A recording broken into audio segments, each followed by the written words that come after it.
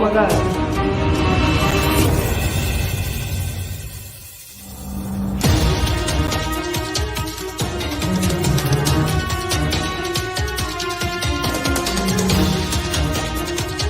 I'm freaking out.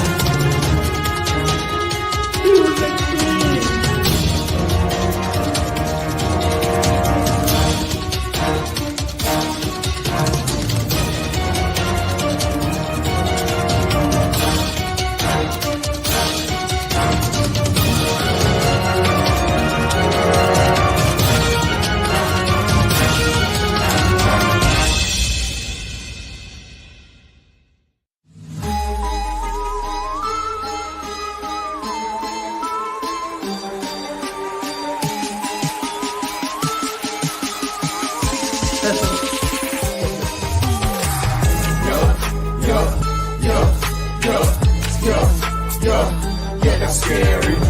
Yeah, that's scary.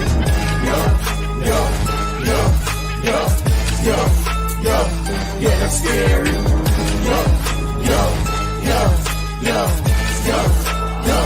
Yeah, that's scary. Top 5 dead alive, only came to terrify. Every topic scary, we could lead the bravest paralyzed. Hope you're not at home alone, better keep the lights on. But if you love adrenaline, then welcome to the fright zone. Willie is the leader, the visionary dreamer. Gerard got the joke, scaredy cat the screamer. You gon' get this work, if you scared, go to church. This podcast is scariest, you heard it here first. And he said that to me because I was like, I'm just excited that Jeepers Creepers is here. You know, I want to see the character again. But when because he's a huge lover of Jeepers Creepers. Yeah,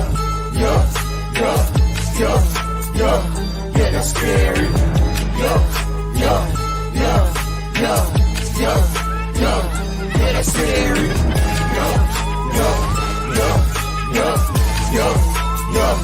Yeah, that's scary.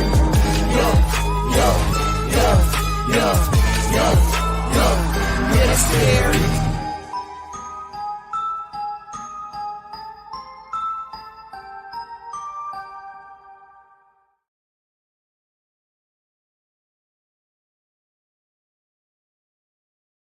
Horror and Haunted House podcast. I'm your host, Willie May, and I'm so excited to wish you a happy New Year's. Cheers for all your success and prosperity and wealth and health that's happening for 2023, because it's going to be a good year. Now, being in a new year, we hear that most goals-oriented people set their New Year's resolution as a promise to do something different in the new year.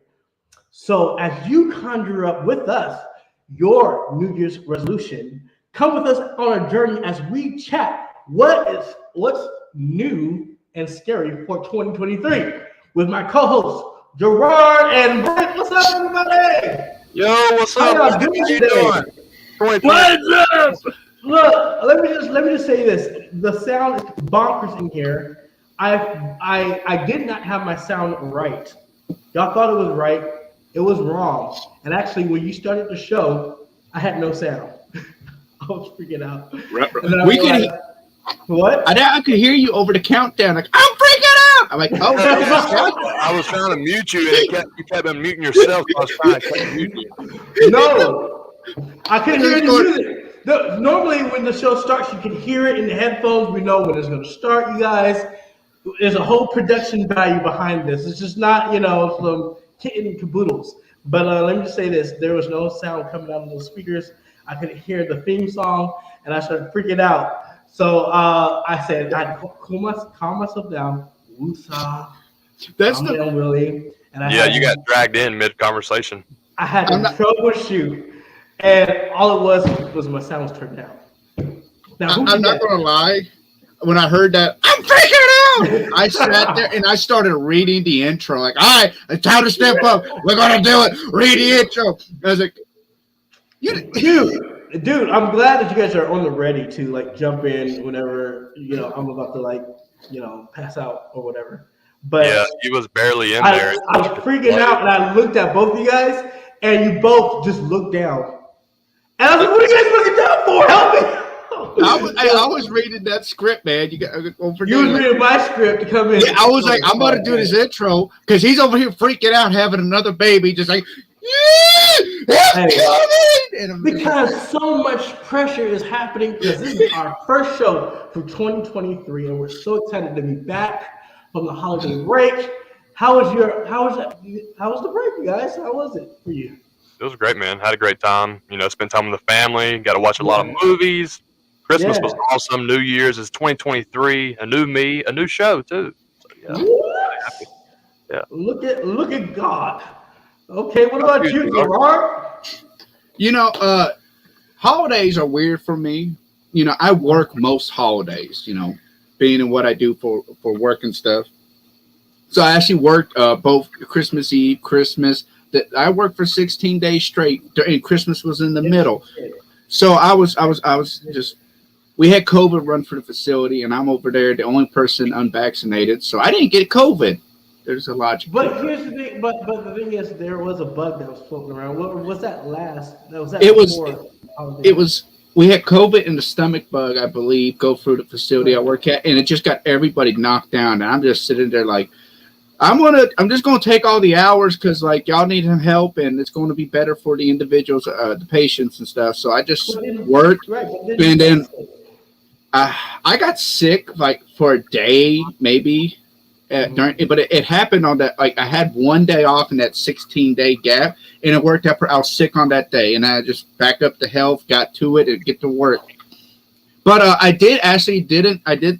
we have, like I said, our family traditions. We do breakfast, so I showed up from work, 7 a.m. Dust the crusties at the eyes, did Christmas, had a breakfast, shotgun a beer first thing in the morning with the familia. I got that a video somewhere. If I can get it's sent to me. If I can get a clean one, I'll share it with everybody. But we're just shotgunning beers at first thing in the morning because that's what you do. It's Christmas, Only in Tennessee. It's the dirty, dirty South, baby. Not only out there, brother. Now, what about New Year's? Did y'all have a good New Year's? Well, let me say that my Christmas was good. We just the thing is, look, we just moved, and so we were going to have Christmas. I remember my mom was talking to me. It was like, hey, we're not going to do Christmas. Like the family's going, like they're going to be on different, parts of the world. Some are vacationing. We're going to be with other families, so it's going to be light, really. I was like, okay, and then they said, oh, we're not even putting out the Christmas tree. What? You're not going to put out the Christmas tree? So it was kind of weird because in the holiday time it rained, but we were moving in the rain. Oh God, that must suck. Don't do that. And then when Christmas comes around, you want to get festive or put some type of traditional thing decoration up. No Christmas. We didn't have that either. I think we went and got some Christmas signs that we had from past decorations and set that up and then put our presents around that. But you know what? Did you do the paper Christmas tree? You print out a piece of paper and you like build a Christmas tree? No, Gerard, look at us. Do you look like I want to do arts and crafts before Christmas? I want to eat and sleep. Eat, sleep. Well, I'm not doing all that. You gonna build your Christmas tree out of paper this year. Right. No. You literally print out like the log, you stick it to a wall, the bottom part, you do it 3 wide and you build it up. And it's like you print it out. You get it a Christmas tree, like a cartoon Christmas, and you print it out and set it up. I can remember doing that when we were real young. I don't think we could. I don't think we had a Christmas tree for a couple of years. We just did stuff like that, make it unique. Well, I mean, again, and let me just say this, and for our viewers and listeners on the podcast, I mean, we know when times are hard right now, and not everyone can do everything, but it is not what you can get to replace or to replace that memory or whatever. It is just the thought that counts. So what made my Christmas really cool was that my mom took a Christmas sign, put it up like the tallest sign, and that was our Christmas tree. And then she put the gifts around that, and that made me feel like Christmas. We didn't have no lights, we didn't have no Christmas tree, but that made me feel like Christmas because of just that presentation alone. And sometimes we get caught up by the iPhones, the laptops, and this, that, and the other. But it's all about coming together as family, friends, and just really enjoying spending time with one another. And I think that's the one that the most that counts. Because my family, this is the first time that we were all separate. So Yeah. I think it was like three people in my family that had Christmas, and we had all this food, and no one to eat it. We had one vegan and a pescatarian, and then a carnivore. Yeah, our And damn tree was crazy. We did well, not this year. My dad used to do it. Just something stupid.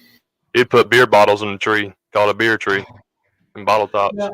now, your tree looked pretty good. I saw your decorations that you posted and whatnot. That looked pretty Yeah, cool. my mother did that. She should. I tell her all the time. I was like, Mom, you need to be an interior decorator for real. She won't take it. Yes, great. Now, what did you guys do for New Year's?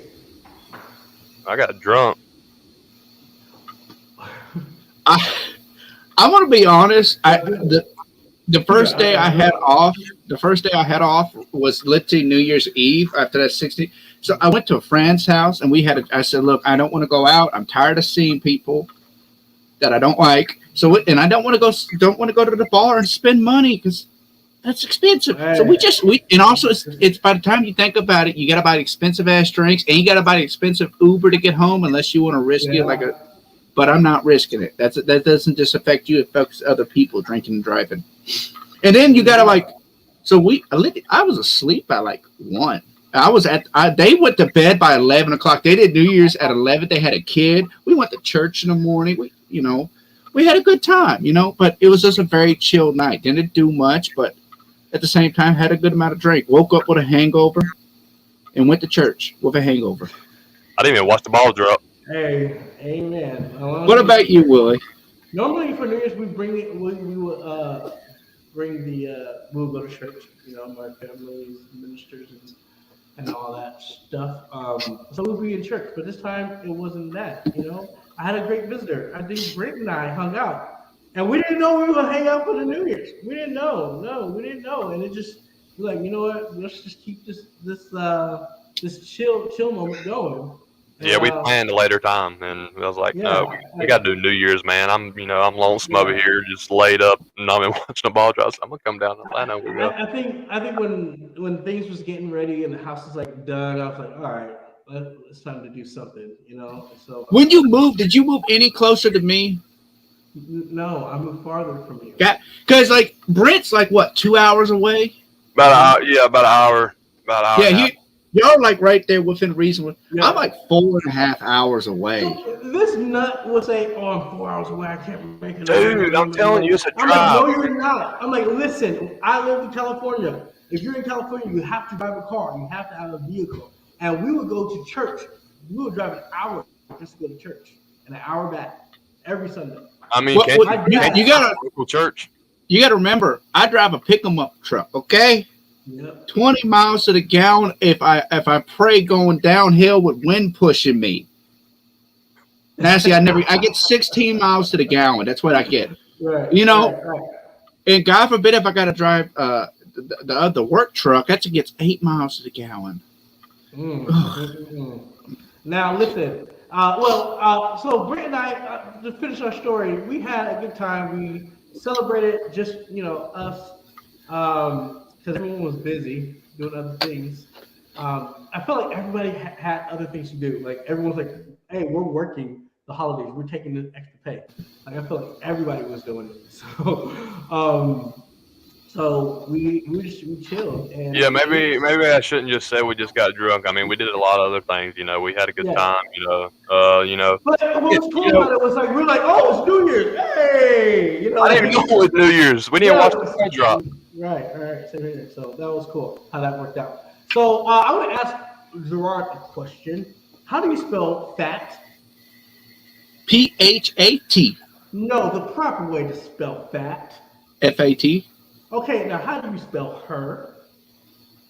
HER. Okay, now put it all together. Father. Wait. I know this joke. I know this fucking. Yes, I got a son named Jack. And I'm so excited. What the fuck was that? Dude, I thought it was that it's joke. my bad. I wish everyone on the show. I breastfeeding y'all. Yeah, I got my little Japanese baby back there. So you heard the joke. You said it properly. You said it very smartly. Batter.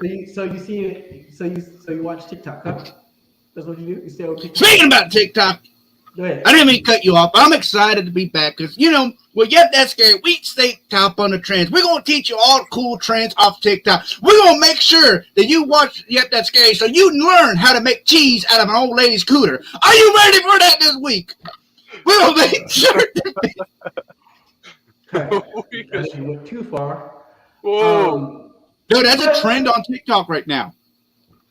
There is the video I want to show you guys where I went left real quick. we had I went to a friend's house, black friend, because we like to congregate and have a good time.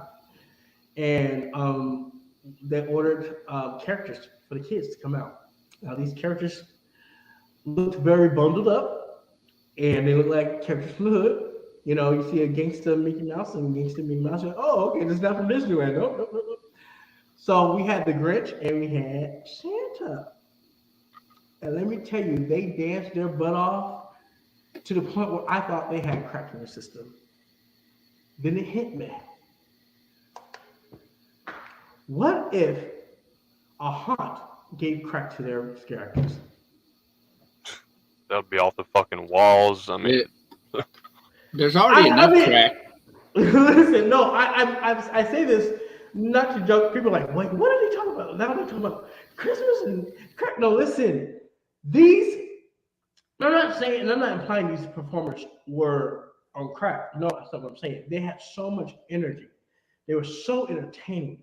They were so good at what they did that we didn't have to go to a theme park and pay theme park prices and parking and soda and Twinkie and chips and food and pizza to go see these characters. They came straight out of a van and pimp walked to the yard, played their music, and got down. And I was like, and it hit me. What if a haunt owner gave crack to the scare actors? well, they don't really need crack. You know, you bring about 8 Red Bulls and call it a day. No, people. That's what they used to do, but it dehydrates you. Oh yeah, 100%. I pass out. You got to switch to, if you're talking about the straight hydration, you got to switch to the sugar-free ones, and that way it doesn't dehydrate you as bad. And continuously do it like a half can, like on the start of it, and then like micro dose throughout the night while continuously drinking water. Because if you don't continue to drink the water, keeping yourself hydrated, the caffeine won't work because I believe the neurons there's science to it, but picture like shit drying up because you're not hydrated enough. Right. So you got to stay hydrated, and you can continue and skip the crash. But just remember, caffeine is a drug, and it can't kill you. 1,600 milligrams is the deadly dose of caffeine. And you got to be careful because energy drinks nowadays, like the one I'm drinking now, is about 300 milligrams. So you can do the math. It doesn't take too many of those to fuck you up, you know? And let me tell you this. Everything is in moderation, okay? Everything can kill you nowadays. What's being created in labs and being sold over countertops can take you out. So everything is in moderation. Please, talk to a physician before you take any drugs. But and don't do drugs. But I just wanted to know. I was like, oh my god, if a haunted house had crackheads in it, how awesome would it be? I mean, they're already crackhead. Look. I want to know. I want to ask these questions. Please go to yepthat'sscary@gmail.com or to our comments and let us know what you think. DM us. Let us know. Hey, I think crackheads would be awesome. I think they would be bad. I think they'll steal all your stuff. I think it will be an amazing show. But then after the show, you ain't got shit. I want to bring something in real quick. We got a comment right here. This dude's a troll. I just got to show this. Why do we got to get the troll? Wait, which one of us? Who looks like the character? You look like Kratos. I look like Kratos. Why do we got? I've never played that game. Why do we have to give the trolls clout of anything? No, we're not giving them clout. They're just getting their little 2 seconds. Now we got another one. All right. So again, I just want to drop that on you guys because it tickled my fancy. Yeah, so welcome to the show, you guys. We have an awesome packed show for you tonight. We have our guest from Fear Fair, which is a new Halloween horror enthused take on a convention that's coming out in California. Our guest Brandon will be here with us for that. Also, we have some amazing things we want to talk about. When Brent came to Atlanta, Volatility. we went to the Stranger Things experience. So we're going to talk about that a little bit. Y'all went to that? Yes, we did. I'm jealous. Hey, Don't be. don't be jealous. Cause But we want to talk, and we genuinely want to talk about the show, and because they did a great job, and we want to talk about some things. But I know that because you are a great theatrical inspired person, you would be blown away, 100%, 100%. But yeah, we have a fun show for you today, and we're so excited for 2023 because we have so much going on. I think I've been sitting here planning with our past guests on some things that they want us to do for this year, and it's been crazy. So let's get started. Um, Cheers to that. Yeah, cheers to that, everybody. Cheers. And to Yep, That's Scary for an awesome, successful 2023. Here we go, guys. Let's do it. What? Go ahead. Say what you got to say. Let me get the floor. Go ahead. Get the floor. I don't know about y'all, but aren't you tired of not having some golf girls with big old titties licking your booty hole? Why not?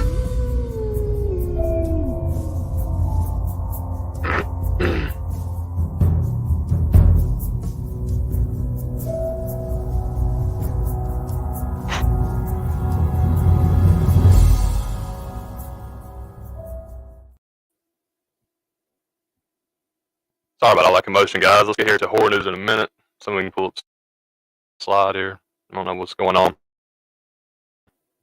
Let's go right here. Come on now.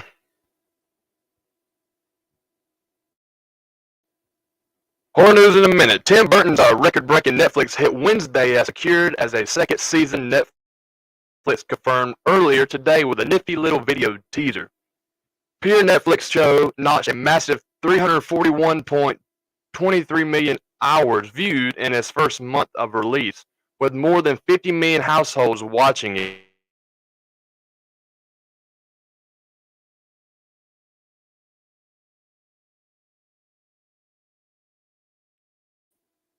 Trick or Treat Studios will launch a new line of retro-style toys with characters from Children of the Corn, Candy Corn, and Haunt. First revealed at Toy Fair last year, they will be released 2 packs in August. Children of the Corn has Isaac with Bible and staff, and Malachi with scythe, knife, and cross. Candy Corn has Jacob with pumpkin pile, and Dr. Death with spell book. Haunt has 3 sets: Clown with sledgehammer and Devil with pitchfork. Ghost with hammer and zombie with chainsaw, and witch with a fire poker, and vampire with pistol. Sculpted by Alexander Ray and Justin Mabry.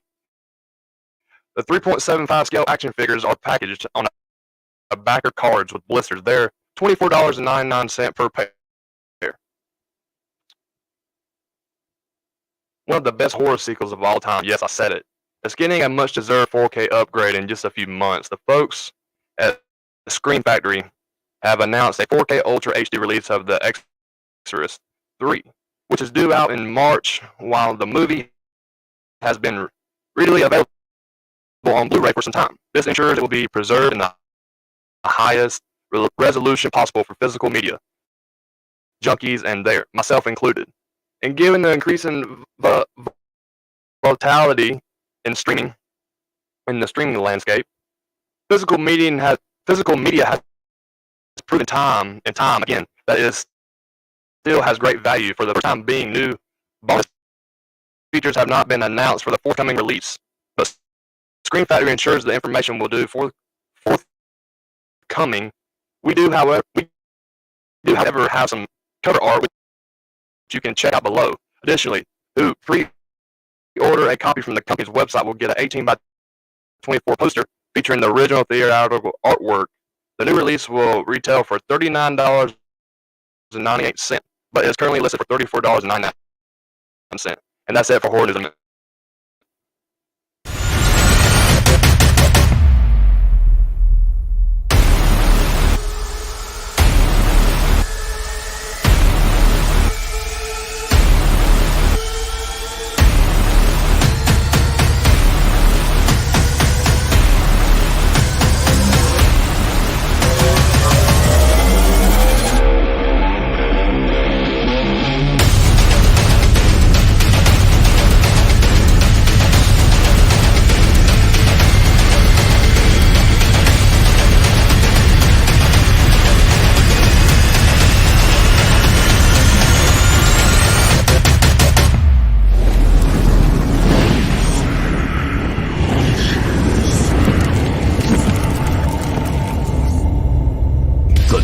National Haunted Attraction Industry Trade Show. Register now at fearexpolive.com. Fear Expo is back March 23rd for the 26th in Owensboro, Kentucky Convention Center. Fear Expo Live is the newest national haunted attraction industry trade show, bringing together haunters and vendors. They are dedicated to connecting attraction owners with the latest products and services from the industry, leading vendors early in the season to ensure products are delivered on time and ahead of schedule, and at some of the best prices around. For more information, you can visit fearexpolive.com.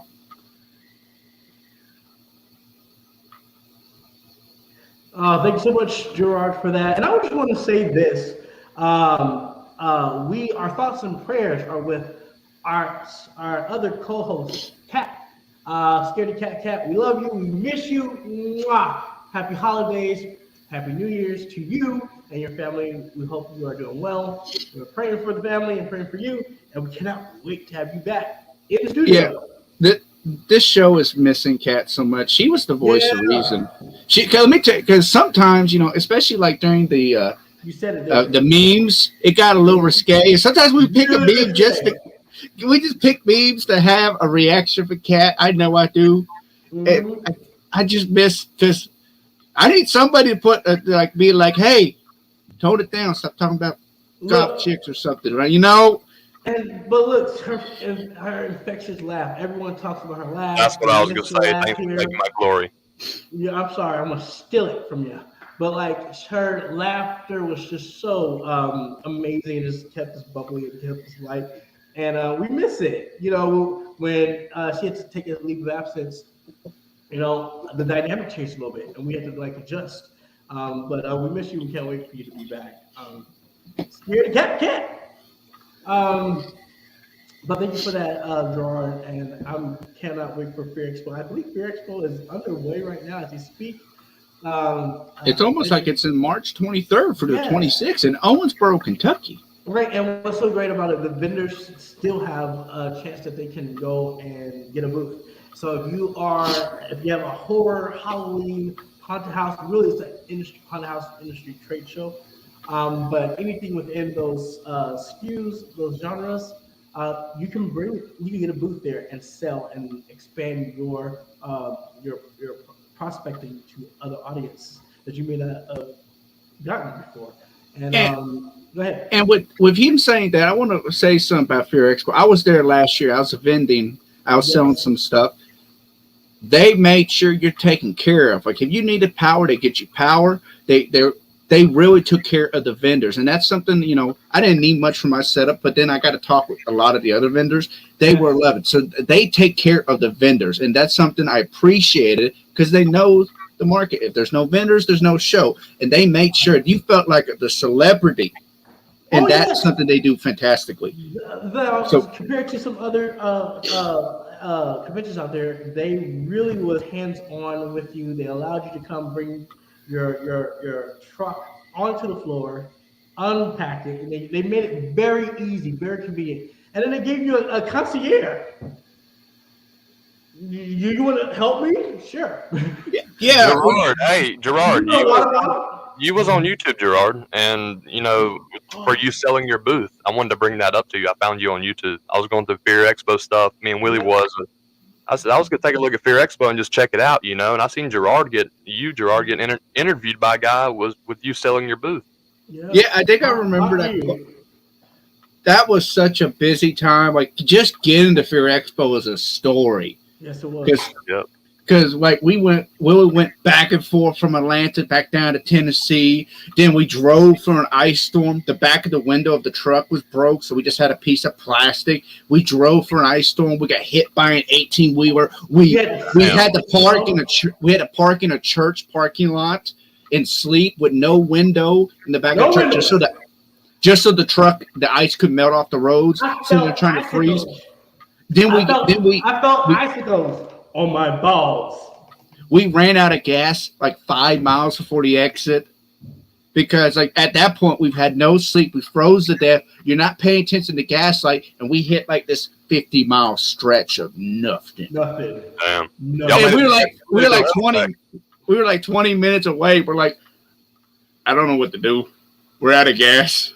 The gas tank was like, I'm thirsty. It's. I guess I was the one driving. In my sleep deprived head, I'm sitting here. I got enough gas to make it, but I forget there's like 5,000 pounds worth of stuff in the trailer. Yeah. Wait, let me guess. Was it that long trailer from Cryptid? Yeah, it was that, and pieces of the booth was all over Kentucky. It was crazy. I literally was kissing the ground of Kentucky when I pulled into Hamptons, and I was like, "Thank you, God, we made it." Because we went straight to work. And we went straight to work. Yeah. I'll give you props, Gerard. I'll give you props on doing your booth up. It looked really good. We went straight to work, and let me tell you, we built that thing, and I'm like, I want to go to bed now. So and I'm like, it was built. We slept really good because we had to get our butts up early that morning. Everybody's like, "Yeah, let's go drink beer." I'm like, I'm gonna give the bed all the ass it can handle and all the pillow as much head as it wants. I'm gonna go. I just laid down, man. And then getting up was like Velcro because your hairy chest, man. Sleeping beside you with all that hair. I ain't gonna say nothing. Wait, I gotta say something. What? The hotels are so nice to sleep. You get that AC real cold. Now, like I was saying before, I have something I want to show the guests, the audience. Hold up. Wait a minute. You're too early. Timing is everything. Y'all talking about me going through the seconds. Look, you just want to get through the show quick. Timing is everything. So I want to ask you guys this question here. How do you feel about 2022 as a horror fan? How do I feel about 2022 as a horror fan? Yes. Like in movies, general, I can talk about all that, right? Yeah. I mean, if we're going through movies, the movies this past year, 2022, they wasn't on point. They wasn't that great. But it's not all movies. Just my genre, what I like. Like I don't want to put anybody out there, but this is my opinion. Halloween Ends. I knew you were gonna go there. Go ahead. Get your little swing over there. I mean, Michael Myers, you cannot beat that fucker up. And he let this 15-year-old punk kid beat him up and knock him to the ground. I mean, he wrestled that motherfucker, and he's like, okay, well, you take over, you be Michael Myers. That ain't how it works, man. I don't care if Michael's 89 years old, and that motherfucker can't die or get knocked to the ground. I mean, it's just when he had that assistance from the character Corey, it just felt like he wasn't our big villain anymore. That is unstoppable, It felt like I know what you mean. But old, or like he was just, I don't know, getting weak. But 2022, it was great. I thought it was a good year for me. It was okay, but 2023 has a lot to come, and it's gonna bring me a lot more. And I hope for the best for this year because I'm ready for it. 100%. What about you, Gerard? To be honest, I felt like I kind of took a break from horror this last year. Because I didn't see any horror movies this year. I didn't see, I I don't know. I guess after the last couple of years, I wanted just happiness. So I watch more comedies this year. Talking just entertainment wise, I watch I watch a lot more upfield movies. I watched the Spider-Man movies like 3 times this year because those get me pumped. I'm gonna be honest. Like I love the Tobey Maguire. I don't watch the Andrew Garfield ones, to be honest. Nothing against the Spider-Man himself. It's just that feeling ain't there like Tobey's. And then the new guy does a good job too. But there's a couple gems in there horror wise. We had a good year. I fell in love with Stranger Things. I'm not caught up yet. Still, I'm bad about it. That's And then yeah. So but I felt like horror wise. I kind of took a minute for myself this year. I didn't pay too much attention with it. There was a bunch of hidden gems, which I know we're going to talk about a little bit later with our top picks. So I have the gems I want to talk about later with those. But yeah, I think it was a pretty decent year overall. I'm excited, and I love how I love what the industry's going towards right now with the new horror stuff. But that's for the 2023 what I'm talking about. So, but what about you, Will? What did you think about this year? Well, look, I felt like for horror and for Halloween, it was jam packed for 2020. Wow, that sounds a lot better. Thank you, Yes, Sam. it does. Thank you for giving our eardrums a break. Ah, I spoke too soon. But I think that it was jam packed, and we had a variety of things to choose from. A little bit too much. And I think most producers like to keep their movies, their horror movies, especially for during Halloween, around Halloween time, because everyone's in that mindset of trick or treating, getting scared, going to a haunted house, seeing a movie. But I felt like it was too much. Like I needed a break. You know what I mean? Like yeah, Barbarian. You had all these movies that were stacking up towards the September October time frame, and then get this distributions. They're like, okay, we're gonna put it in stream. Nope. Now we're gonna put it in the movie. Nope. We're gonna do both. Nope. And I felt like all that constant changing couldn't get us adapting to anything of a good, I wouldn't say behavior or just a good way to go see a movie.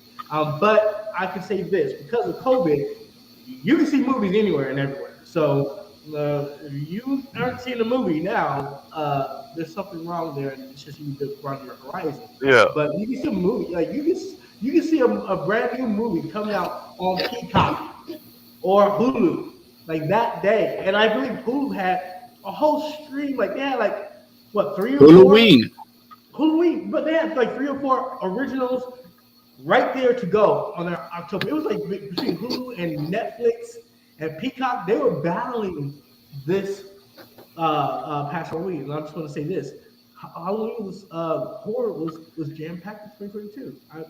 I didn't feel like it let me down. Yeah, it was kind of like I say, you probably agree with me too. It was kind of well rested for me this year because it's pretty. It was pretty rare for me this year because I'm not doing haunt. I'm not in a haunt. Not doing nothing with haunt. I Right, mean, I maybe visited maybe 2 haunts. I visited Netherworld with you. Had a right. great time, but 2022 was good. It was relaxed, but I kind of still miss my haunt, but it gave me a break of doing my haunt stuff. But at least I get to create. I got to create through 2022. Right. So you kept Sometimes busy. Go ahead. sometimes it's good to take a break because that makes the Yeah. desire of it more. If you sit there there's a saying, you drive 100 miles an hour every day. At one point, you will fall asleep at 100 miles an hour. Yeah. Well, The excitement's gone. But if you take that break, you don't drive 100 miles an hour to next year. Now you're like, whew, 100 miles an hour. Right.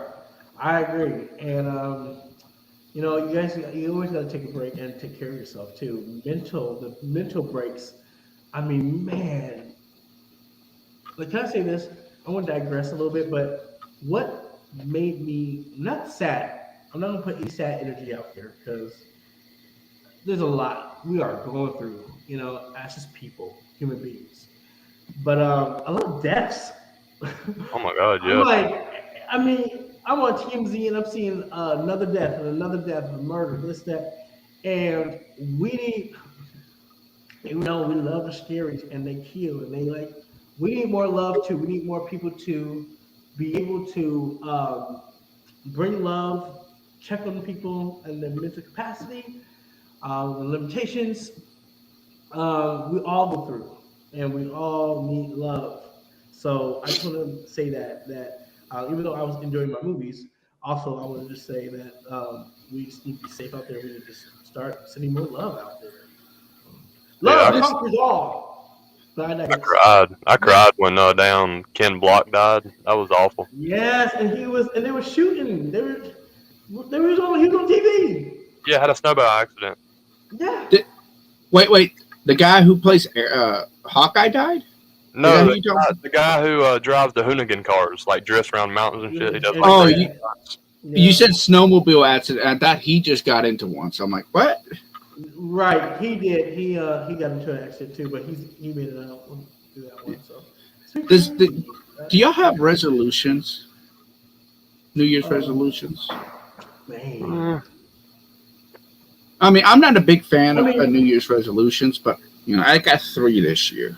well, let's talk about it because I was thinking about that, and I was like, me and my sister, my little sister.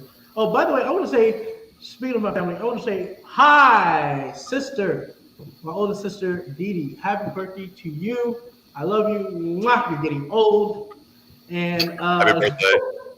you're getting old. We're actually 20-day twins. But I want to say happy birthday to you on. Yep, that's scary. But me and my little sister, we would grab calendars around this time, and we will make these points, bullet points, to have a resolution or a goal to reach, and it was something positive. And let me tell you, we did a little like challenge, and it was like get 6 done off your list. I graduated from Full Sail University. Like that was on my list. You know what I'm, do you understand what I'm trying to say? Yep. And I got my bachelor's of business and science of entertainment business, and so that was exciting. And even though I've been in the industry for so long, it was good just to have the certificate. So I say it's good to have a New Year's resolution, but what should we do? Because I was gonna say some things, but it may get too crazy. I usually On here, prepare. I usually prepare me a bucket list. you too, Gerard. It may get a little bit too crazy. You Check know, all my guns before I shoot them. now my New Year's resolutions are very simple ones because I don't believe too much in New Year's resolutions because I feel like if you try to shoot for the stars, you don't do it. Well, not going to say that. I don't follow those trends, stuff, but I'm trying to think of stuff I want to do a little bit better on, and it's just general maintenance stuff. And this is they're kind of dumb. One thing, if you notice, especially in the intro, my hair's a mess. So is get more haircuts consistently. And part of the reason, That's a good. part of the reason is I lost my barber. Barbers are important. They're Great. your therapist. They're the guy you go see every 2 weeks. And let me tell you, you tell him what's going on in your life. He's gonna be, God damn, man, he gonna talk, but don't fuck that up. I have not found me another barber who's like my main guy. That's why my hair is such a disaster the last year and a half. I can't find that guy who I mesh with like that. So I'm struggling with that. The next one is to enjoy some more horror movies than what I did last year, especially doing this. I got to be up on my game better, watching more horror movies and stuff. So I want to do that. I took a little break, like I said. And the third one is get a new chair. This chair is so uncomfortable. That's a good Like my one. back hurts. Like sitting here, I might be getting old, but that's why sometimes you see me like, oh, here, just trying to stretch this back out. Like this is a terrible chair. I got a pillow on it too. Just I feel like an old woman. It's like put a pillow down. They get you one of these, man. These things are comfortable. I'm just gonna get a massage chair. Those are good. Those are good, and that's my dad. He wants a massage there. But those are good resolutions. What about you, Britt? I mean, I don't really, really have anything for that, for the New Year's resolutions. So that's about it. I want Yep That's Scary to break some goals, and I want us to have some more viewerships and this, that, and the other. And I want to go and see more haunts and do more reviews I want to like double everything. Everything that we did for 2022, I want to double it for 2023. I mean, I have a bucket list of stuff that I need to accomplish. We know you got a bucket list. You tell me this every day. Okay.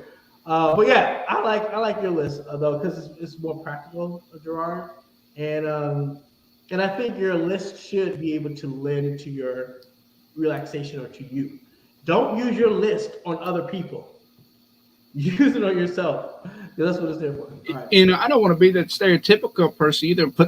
I go to the gym. Like I go to the gym. It's just I wish Planet Fitness would be open on the weekends again. If that would happen, my gym would be so much more consistent. But due to my work, you know, I might be off on the weekend or I might be working the weekend. So like the gym is so chaotic with me. So hopefully, with everything going on, the new job and stuff, I will actually be more consistent with the gym than what I am. I just started going back after the holidays. I've been the last 2 days in a row, and I felt weak. I'm not gonna lie. I gotta lose this. How many pounds did y'all gain over the holidays? I'm afraid to step on that scale. Well, I'm not gonna lie. You literally hit like two topics that I want to jump in on. But I ate a lot. I pooped a lot, and I noticed if I have more. I sound old by saying this, but when you got more fiber in you, you can lose it. Shut up, Willie. Don't get on that topic. I know you can. That's all I'm saying. So I made sure that I have fiber. Whoa, but not too much to but yeah, the gym. Can I ask you this about the gym? Because I have a gym question for you. What? I know you go to the gym. I don't. I'm going to start to go to the gym, and during January, the first of the month, the year, couple of year, a lot of people start going to the gym and working out and trying to get their bodies back in tone.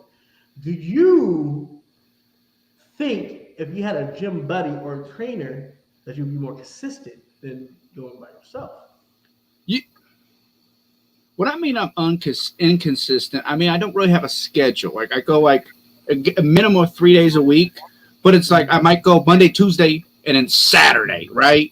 There's no consistency due to my work schedule and stuff I have, and also the time frame. I like going late at night because I don't get sore till the following night. And when I mean late at night, I'm talking about 3 or 4 in the morning. And then I go to sleep. I work third shift, right? So that's where my weird schedule is. But if I 100%, if I had a gym buddy who had a similar work schedule to me, I'll be 100% more consistent because I love working out, especially with a partner or something, you know, get the reps in together, especially he has similar goals and similar strength wise. Okay. So 100% agree with that. But nobody wants to go to the gym at 2 a.m., 3 a.m., 4 a.m. Nobody does. So, you know, because I don't like people. I know. See, look, I don't like people either. So that's the best time to go. You just get in your car. I just thought of a resolution for my New Year's. That's really great. Go. Quit smoking. Woo! That is a story there. You can do it. You can 100% do it. I believe in you. Let me just say this. I had a moment with him, cranky, because he didn't have a stick to smoke on. And I literally was like, dude, you need to quit. You need to quit. Dude, that's my inner demon coming out. If I don't have my stuff, I flip. I'm about to smoke. Okay, so I want to say this. I know you have that little thing in your hand, Gerard. You want to bust that up real quick? And hopefully. All right. I want to help you fix all your issues. I want to see this. So let me ask you. Yeah. Let me compose myself. Are you tired of not having no good big titty golf girls licking your booty hole? Well, I'm about to tell you how to fix it. Step 1. Stop drinking out of stupid glasses. See this? Uneducated coffee glass. Fuck it. So here's what you're going to do. You're going to sign up for our Patreon and get the Yep, That's Scary coffee cup. Because guess what? It's scary. You know, if you sit here and drink out of a Yep, That's Scary coffee cup, it's almost guaranteed to have somebody licking your booty hole, whether you like it or not, because it's going to happen. So let me tell you, this is high quality. I was very surprised when I got this in. high quality. It looks like it's printed on. I threw this in a dishwasher. It didn't come off. Let me tell you, I've had this thing for like 2 weeks. It's been in the cycle at least 3 or 4 times. I tell you what, super nice. I'm not saying it's dishwasher safe because I'm not a spokesman for that. Actually, I kind of am, so I don't know. I should do research. But it's nice. I'm surprised by the quality. It's consistent. I won't throw it on the ground like I did that one because that's a big mess. Please though, it has her name on it. So sign up for a Patreon and get yourself a mug, get smiling, drink your coffee, have somebody lick your booty hole. Oh my God. That went fucking left real quick. Our Patreon link is right here. If you want to get your booty hole lick. But moving on.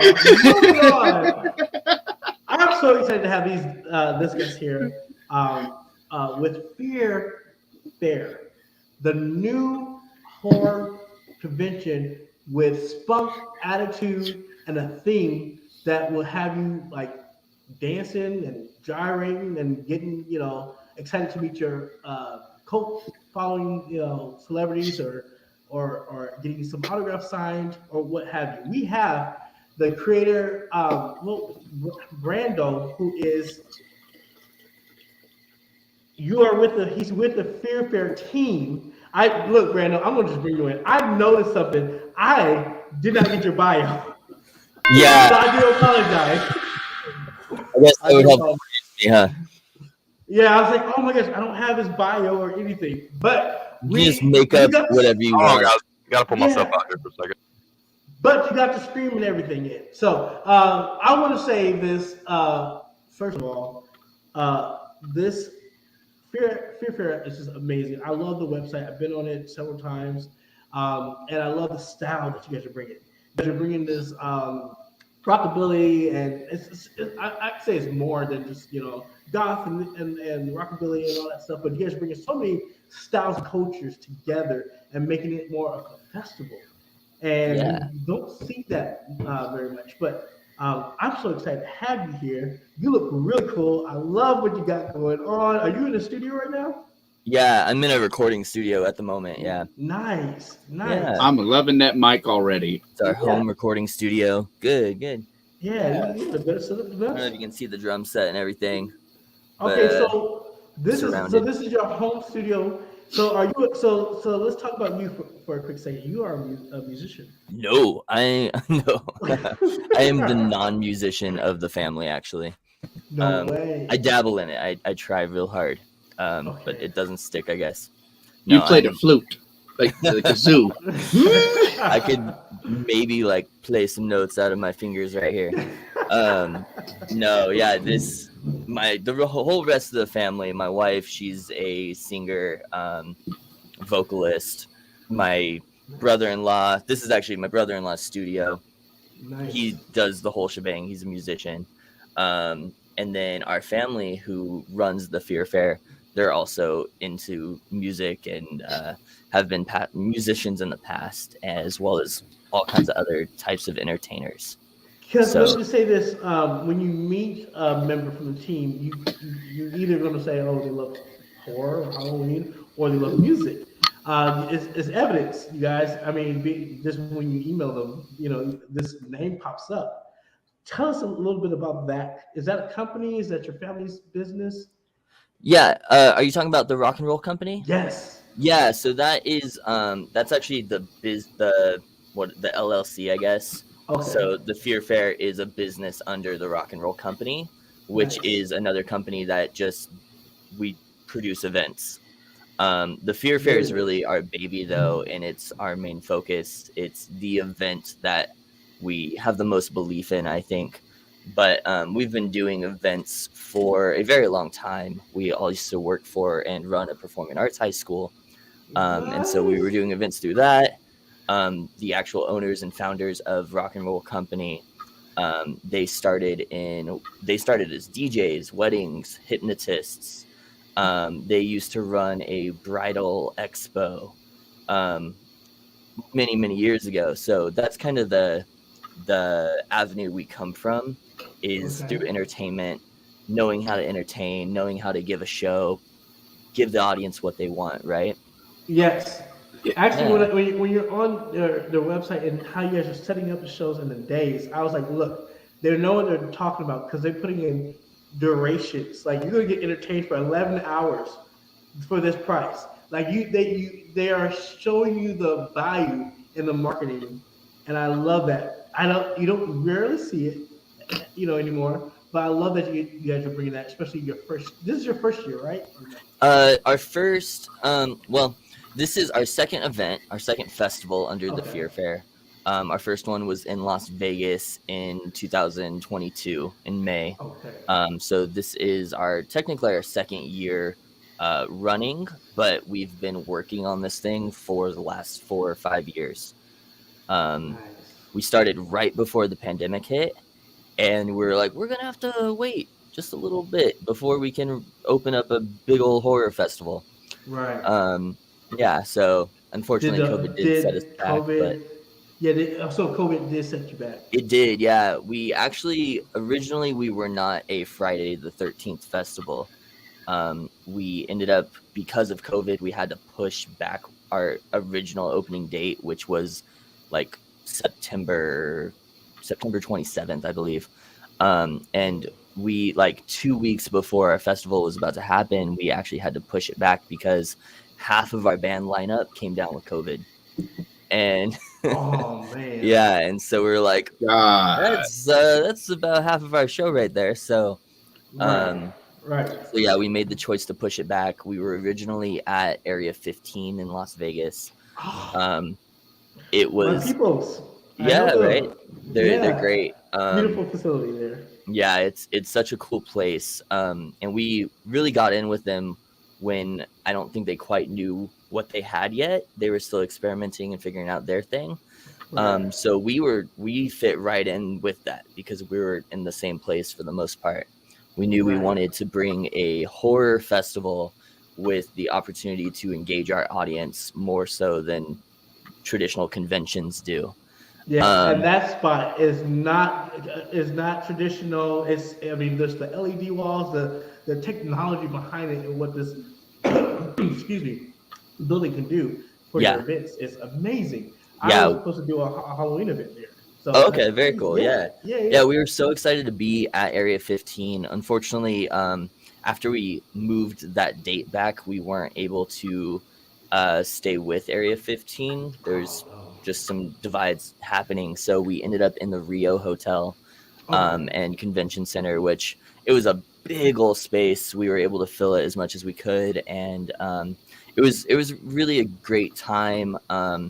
Not the turnout we wanted. We had about 2,000, 3,000 people there for Okay. our first event, and Nice. we have big aspirations. We want to get as many people there as we can get. So this year we are basing out of California, which is actually our home. We're from California, specifically from this area that we're actually putting the event on at. Um, so it's really nice to roll out of bed and be able to go and then come Right. back home after the show.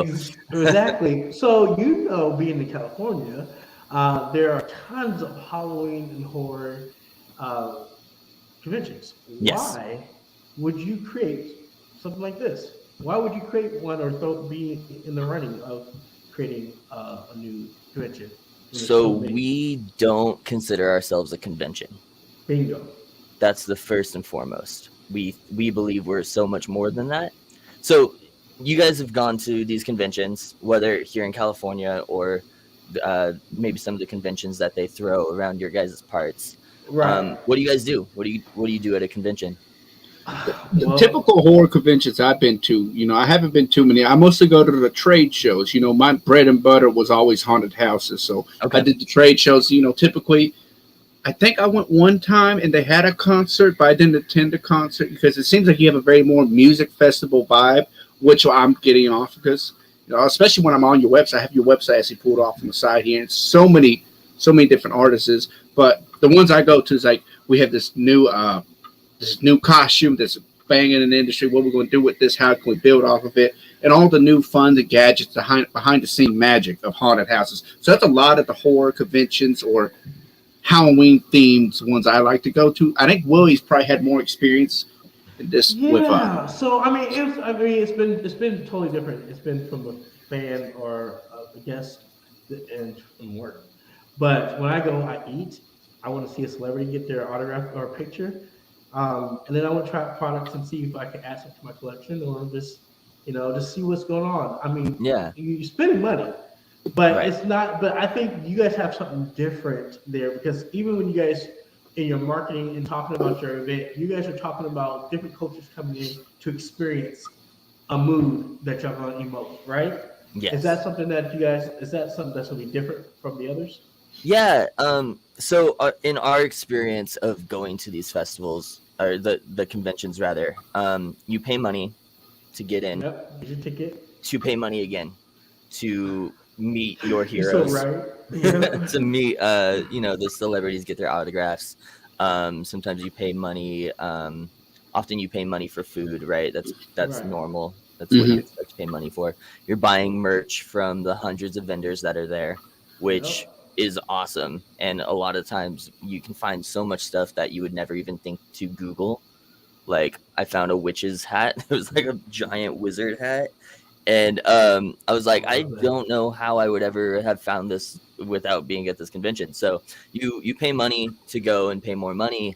Um, Yep. and a lot of the times these conventions do have like entertainment experiences, and sometimes those are a separate ticket price, or Mhm. sometimes they are on a separate day of the event.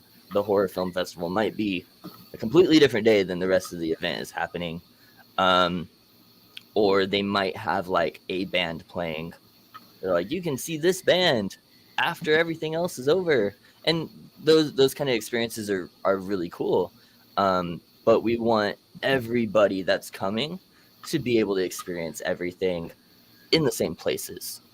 You Nice. can walk to one building and be in the concert setting. You can walk to the next building and enjoy the film festival, and it's all happening at the same time. Oh my And gosh. and you also have like is it like a mini, is like a tattoo convention going on as well? I saw something on your Yeah, site we about have a tattoo. little tattoo collective, a couple of tattoo artists that are doing Friday the 13th tattoos because, I don't know if you guys are tattoo people, but there is that kind of like subculture of people go and get their There. tattoos on Friday the 13th. Yes. That's a whole culture. I think you nailed it. I think Right. you're on When I the saw that, I was like, oh yes, that's a winner you right there. just even me personally, a tattoo is the best souvenir because it's a permanent reminder of that trip.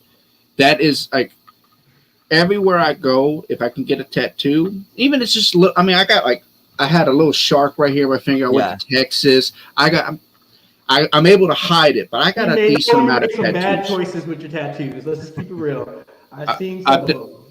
Thank you God leave they're fading you away. leave my But the Godzilla with a cowboy Thank hat God they're alone. fading oh no, away. the but more you get, the less you remember the bad ones. right there you go. But what's so funny is you see these. What I love about what Fear Fairs is gathering these subcultures and making it into one, so you can have these experiences there, and you can meet all different artists and connect with them at so many different levels.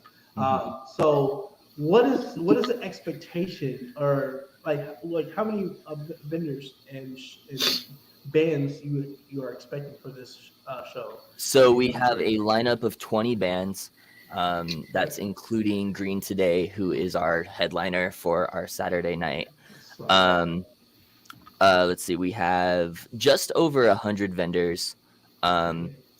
so you go to some of these conventions and they have maybe 400 vendors, but a lot of them are selling the same stuff. Right. These guys have all the same shirts as these guys. These guys are selling crystals. These guys are selling crystals. These guys are selling crystals. We really tried to avoid that. So we tried to get 100 of the best vendors in different marketplaces. Like we don't want everybody selling the same stuff. We want Because it everyone gets to be old so competitive quick. Yeah. No, yeah, and and be able to actually sell their merchandise without the risk of competitors crouching, approaching, Yep. whatever I'm trying Yep. to say. Yeah, without them, ruining that experience. Can I that's say such this? a smart Go ahead. Go that's ahead, such a Charlie. smart idea when it comes to just as a business side when it comes to event, because now now instead of selling your booth for X amount of dollars, you can sell for X amount of dollars and a half, because now you're going to guarantee this. Look, you're going to be the only person selling 10-foot witches hats. All right. Yeah, or you're going to be the only crystal seller. You're going to find that niche, and it adds value as a business now that owner. you point that out, we haven't even capitalized on that. We still have the lowest ticket price for vendors. I will take my consulting fee. Hey man, you can send me a T-shirt. I'll take it as a T-shirt. But yeah, moving on in the future, that's a great point. We definitely, everybody who vended with us in Vegas, they got the same price. They got their booths for the same price that they paid last year. Nice. Even though we did exponentially increase our price because it was so low last year, and we still have the best price for vending at any of the conventions. That's sorry, I'm having. Go ahead. That's such a smart idea, because I've heard of a lot of events. They cut their ticket prices. They want to build this audience up and this hype. And y'all are right on the market. I'm loving everything I'm hearing with this stuff. Great, so yeah. And it comes to one of my questions I have for you, because I love talking about planning events and everything goes on. Because I know Willie and I both have a little. Well, Willie has a lot of experience compared to me. I'm very new. I've done events for going on 3 years now. I had a hiatus for 2022. Hopefully get into something with 2023. But when it comes to planning the events, especially something on a broad scale of this, you got 15. What was it? How many bands again? 20 bands. 20. I was about to say 15. 20 bands to organize. Then you have a tattoo side, which that's a whole nother health aspect you got to do. So thank goodness that was organized for us by Halloween Tattoos. The artist is Sean Kama. So we've definitely that's the big thing with us is we're a very small team. We are 4 people that is running this big event with our very big expectations of what this event needs to feel like and what it needs to look like. So we've been very blessed to be able to reach out to people in different communities, people in the haunted house community, people in again the tattoo community, where we talk to him. We're like, hey, this is what we want to do. How do we make this happen? And as far as the tattoo side of it goes, Sean Kama has taken care of us and gotten us through all the health expectations and I don't even know what all that is, but everything that is legally necessary for us to be able to do that. So yeah, that's so smart. You said you're a small team of 4 people. You got 20 bands to organize. So music side, you got tattoos, you got a festival, and probably a little. I'm almost picturing like a market area. You saying, because you said you have around 100 vendors. Yeah. So combining all that work to do, not to mention just 4 of y'all planning and producing this, what is your struggles? What was the struggles to get this up? Maybe go off of, especially off your last year's, or the year. Was it last year? Was your first year? Yeah, last year, May 13th, 2022. So what was the struggles? So where to start? Being a new event, I think our biggest struggle is honestly spreading our name, is getting the word out, getting people to understand that we are different. We are not like the usual convention you're used to. We might not have some of the big, like the rows and rows of celebrity guests, because that's just not really our thing. We do have a couple, but rather than going from the horror movie atmosphere or whatever, the horror movie community and getting actors in and everything, we decided to focus on paranormal investigators this year, which is different. It wasn't a thing last year. But as far as struggles go, like we're trying to be different because we are in a competitive market, because people are comparing us to conventions. And we actually see ourselves more as like a Renaissance fair. If you guys have ever been to a Ren fair, there's vendors, but there's also games, and there's activities, and there's experiences, and there's shows. And if you don't like the big jousting show, you can go enjoy the little Shakespeare reading show. Or there's something for everybody at a Ren fair. And alcohol, which is important to any festival atmosphere. So yeah, that is sort of where we are trying to push ourselves.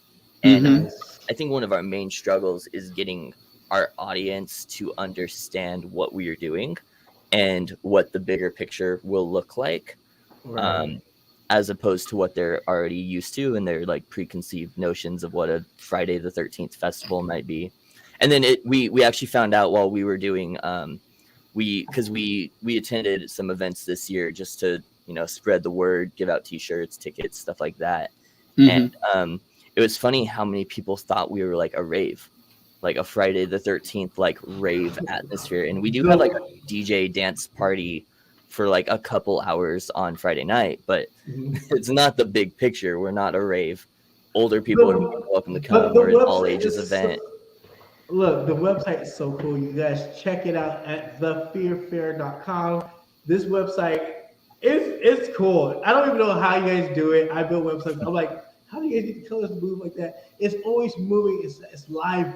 It's live, and it's mixing so many patterns together to create one image, and that's really cool. And, you know, that's been a struggle as well, is to get the website to look like, to be able to show off everything that we are bringing into this event without focusing too much on the horror film festival or too much on, which we have 75 movies playing at our horror film festival, all from around the world. We have a couple filmmakers coming. We have a filmmaker coming from Brazil, from Mexico, from Italy, some really cool people that we're so excited to meet coming into our film festival, which that alone we have these giant expectations for. And then our music festival, which we have these giant expectations for, and our vendors, which we are trying to give all the love to and have really high hopes for. And there's so many different like avenues going on that to get that all on the website. So it's like this pretty package with a bow, and like you pay this ticket price and you get all of this. We've definitely been, I don't know if struggling is the right word, but we've been very focused on getting that message across. Now, how many screens are you guys having to do 75? And how many days is the event? Real quick, can we get on? The event's 3 days. 3 days, 75. That's 25 movies a day. Approximately, yeah. Which is actually easier than what we did last year, where we screened over 300 films. What? Yeah. So do you just not like yourself? You know, try to. We're gonna push through this one. We push through as a team to watch all the submissions we get. God no. God no. So that 75 is narrowed down from about 2,000 submissions. No. So wait, do y'all? Okay, wait, hold on. Who's okay? So we got Market, we got Tattoo Land, we got film festivals, and they're submitting their film festivals. Who's watching this? Who's approving these artists to come into the film festival? Who are y'all abusing to watch 2,000 films? You just strap somebody to the couch like the Clockwork Orange, you know. Stay up. Get through it. I mean, that's why we started a couple months ago. Only a couple months? That's 2,000. Okay. I don't know how you do it. Most of them are short films. Most of them are 5 to 10 minutes long, or 5 to 15 minutes is average, I would say. Okay.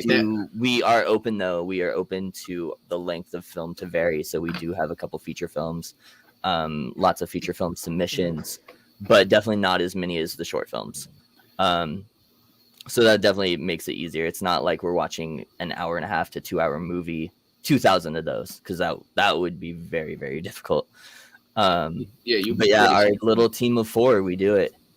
We hang out, sit on the couch, go through the movies, and we talk about them, we discuss them, and we decide, hey, is this at the right quality to show at our festival?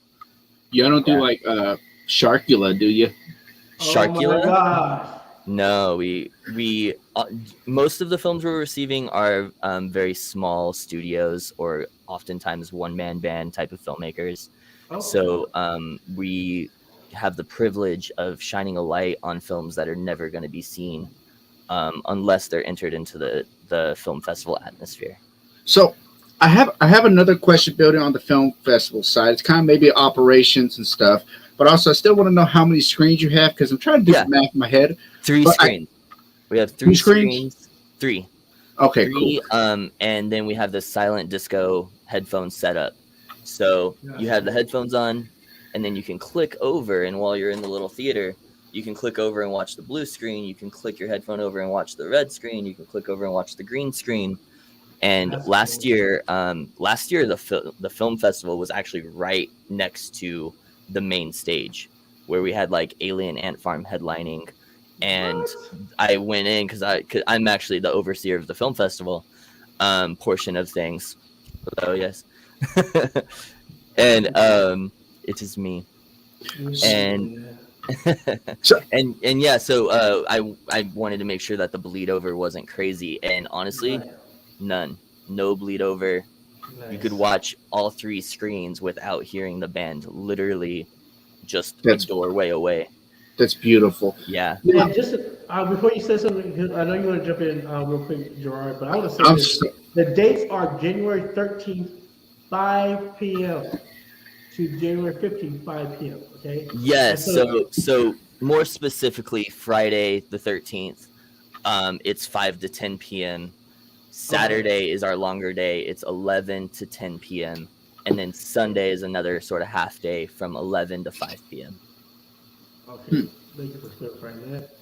So, and this show's going to be on a time schedule, or could they wander from land to land, or section to section? As far as the whole audience is concerned, all the guests, we have shows going on all day, every day.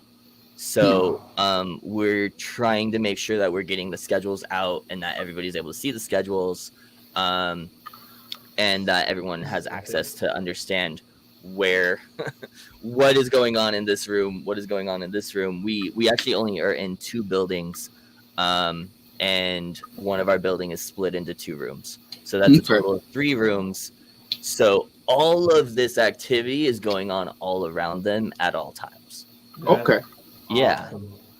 So managing the sound expectations between all 3 is very interesting, but we are fortunate to be working with a great team of sound engineers to make that work. That's awesome. So I'm loving. I'm sorry, just go, Gerard. I'm loving the idea that you have with showing these local film directors and stuff, trying to get their image out there. Because one of my favorite movies of all time was a smaller film who got a big. He was, I think his name was Garrett Edward. He directed Monsters, who got the Godzilla. So I'm a big fan of smaller movies, right? Mm-hmm. And what I'm wondering, have you thought about selling online tickets to a live stream of the thing with the movies? That way you get a broader audience to really broaden out the spectrum of all these local filmmakers from around the world. So what we did last year actually is we worked with a website, and we streamed every film that was in our festival. And again, this was 300 films last year. We streamed those on the separate site after the event. Okay. We haven't really planned on doing that again for this one. Part of the reason we did that last year is because each of those films only showed once. So if you were a guest, we actually had those all scheduled out. So you would know exactly what time your film is going to be playing, or if you wanted to see this particular film, you would know what time that film was playing and on what screen. This year we did less, so we can cycle through them and loop them and allow people multiple chances to see all of the films.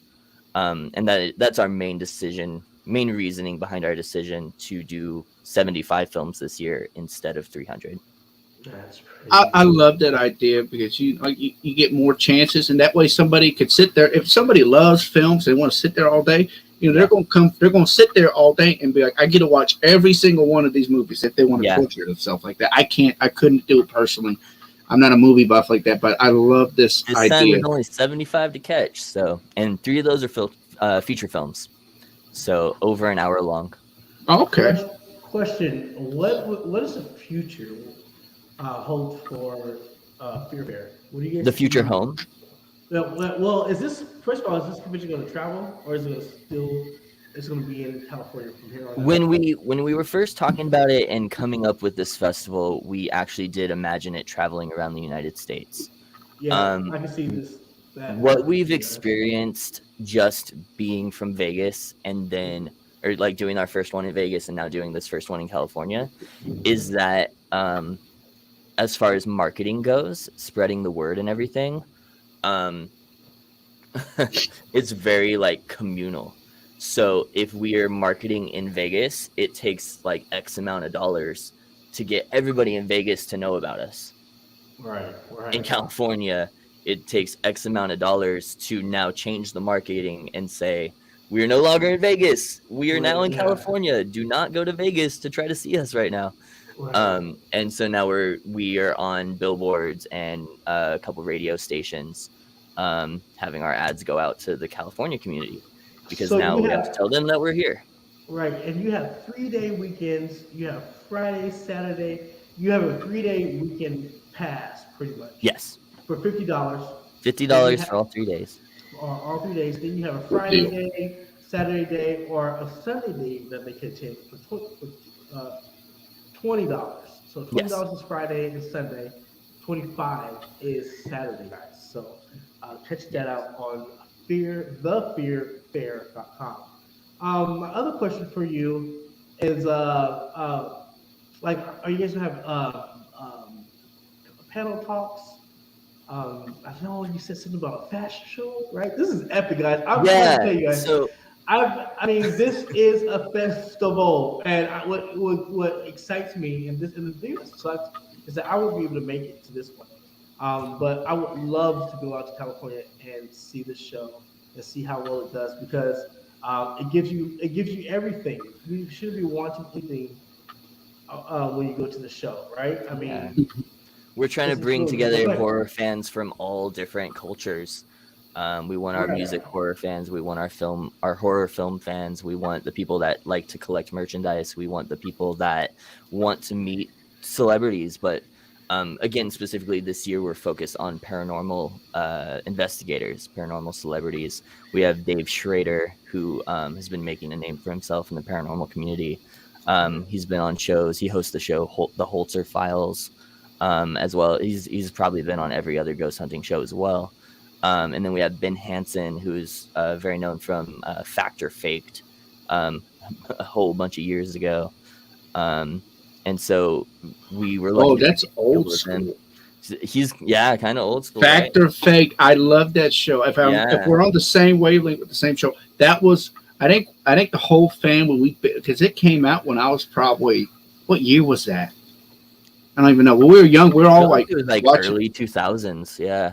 Yeah, we watched as a family. Like we binge watched the whole series or something. Like in 2012, I think it came out on Netflix or something at one point. Yeah. Oh God, that's bring back some memories. I'm trying to double check. I believe he's on another show now. Going through my website to tell me my information. I mean, I'm on this website, and I feel a little bit overwhelmed because there's so much goodness here. What is to expect? My first question is, can a vendor still sign up for the show? So, as of yesterday, I believe we are sold out. Dang, that's it. Yeah, That's a good problem, I know though. 2 days ago or 3 days ago, we had 2 booths left. So I do believe we are sold out now. Well, congratulations on that. That is fantastic. Thank you. Yeah, we actually expanded. Before we had only about 80 vendors, and we had so much interest that we were able to expand it up to. I think we're just above 100. I think we're like less than 105. I think we're at like 102 or something. I'm loving that. You said your small team. Is it like a family team? It is. Yeah. Family business, successful and moving it and killing it. That's what I love to hear.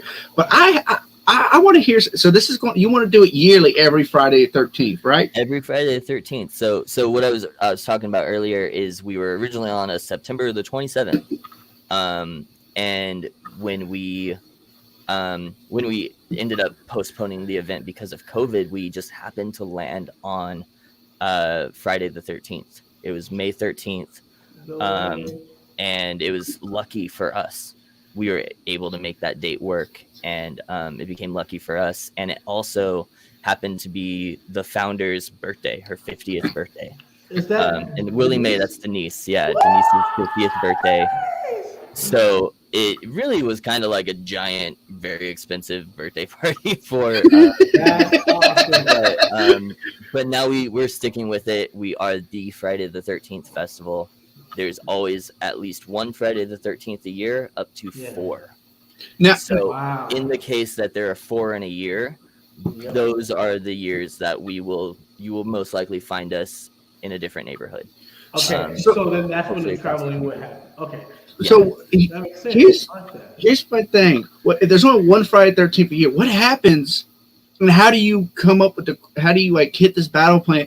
All right, Friday 13th in 2023. I'm just making up dates and years. Yeah. Is February.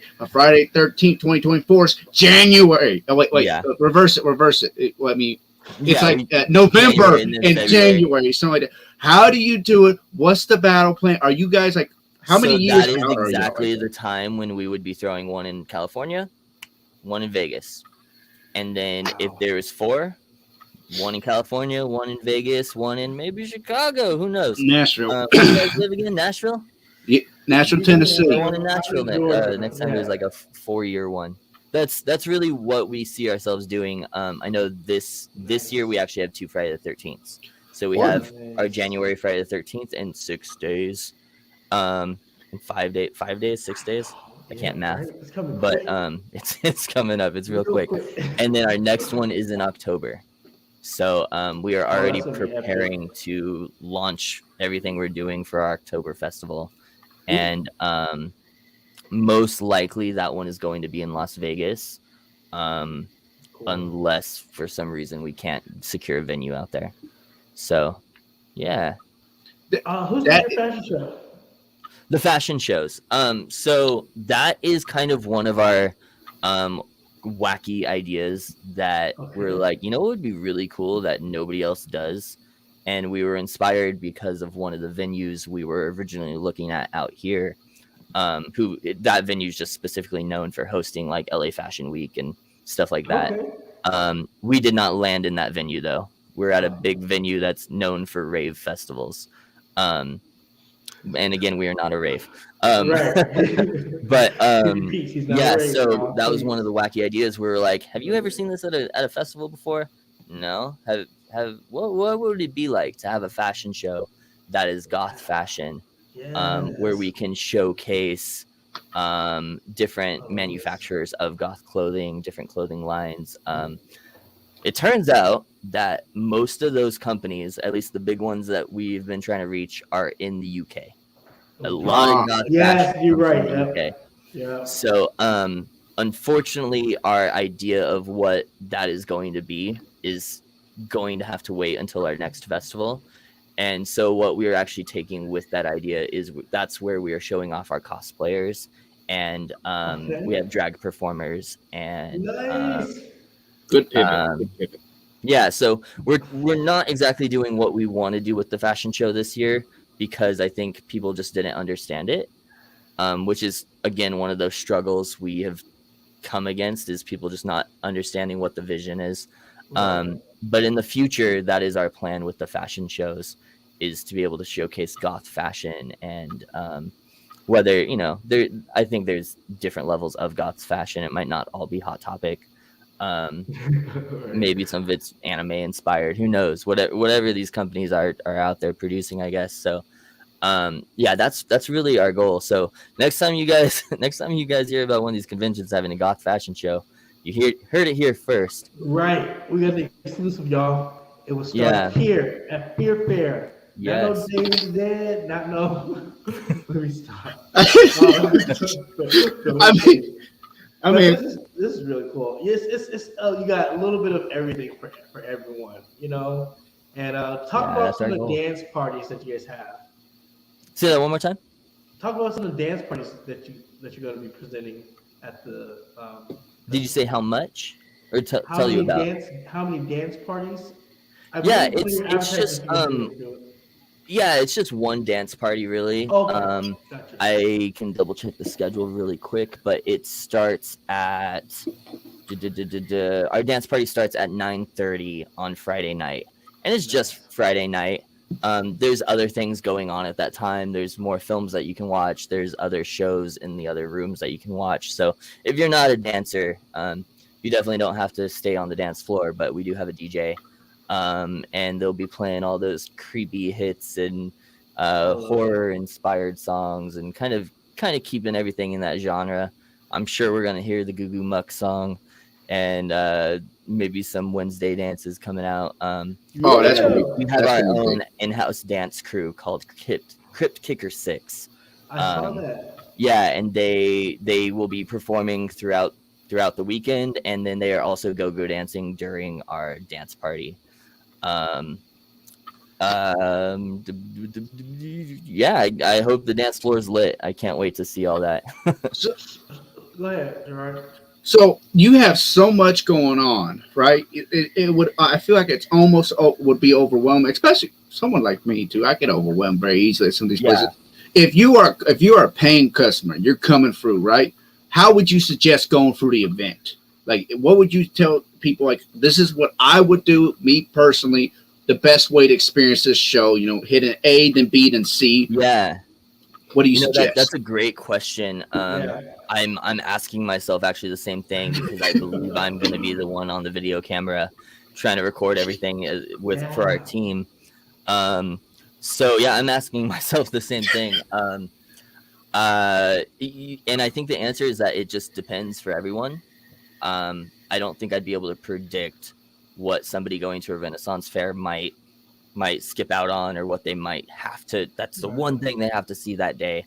For me, it's the jousting. I want to go and I want to see people knock each other off horses, or any kind of sword fight demo or something like that at a Renaissance fair, right?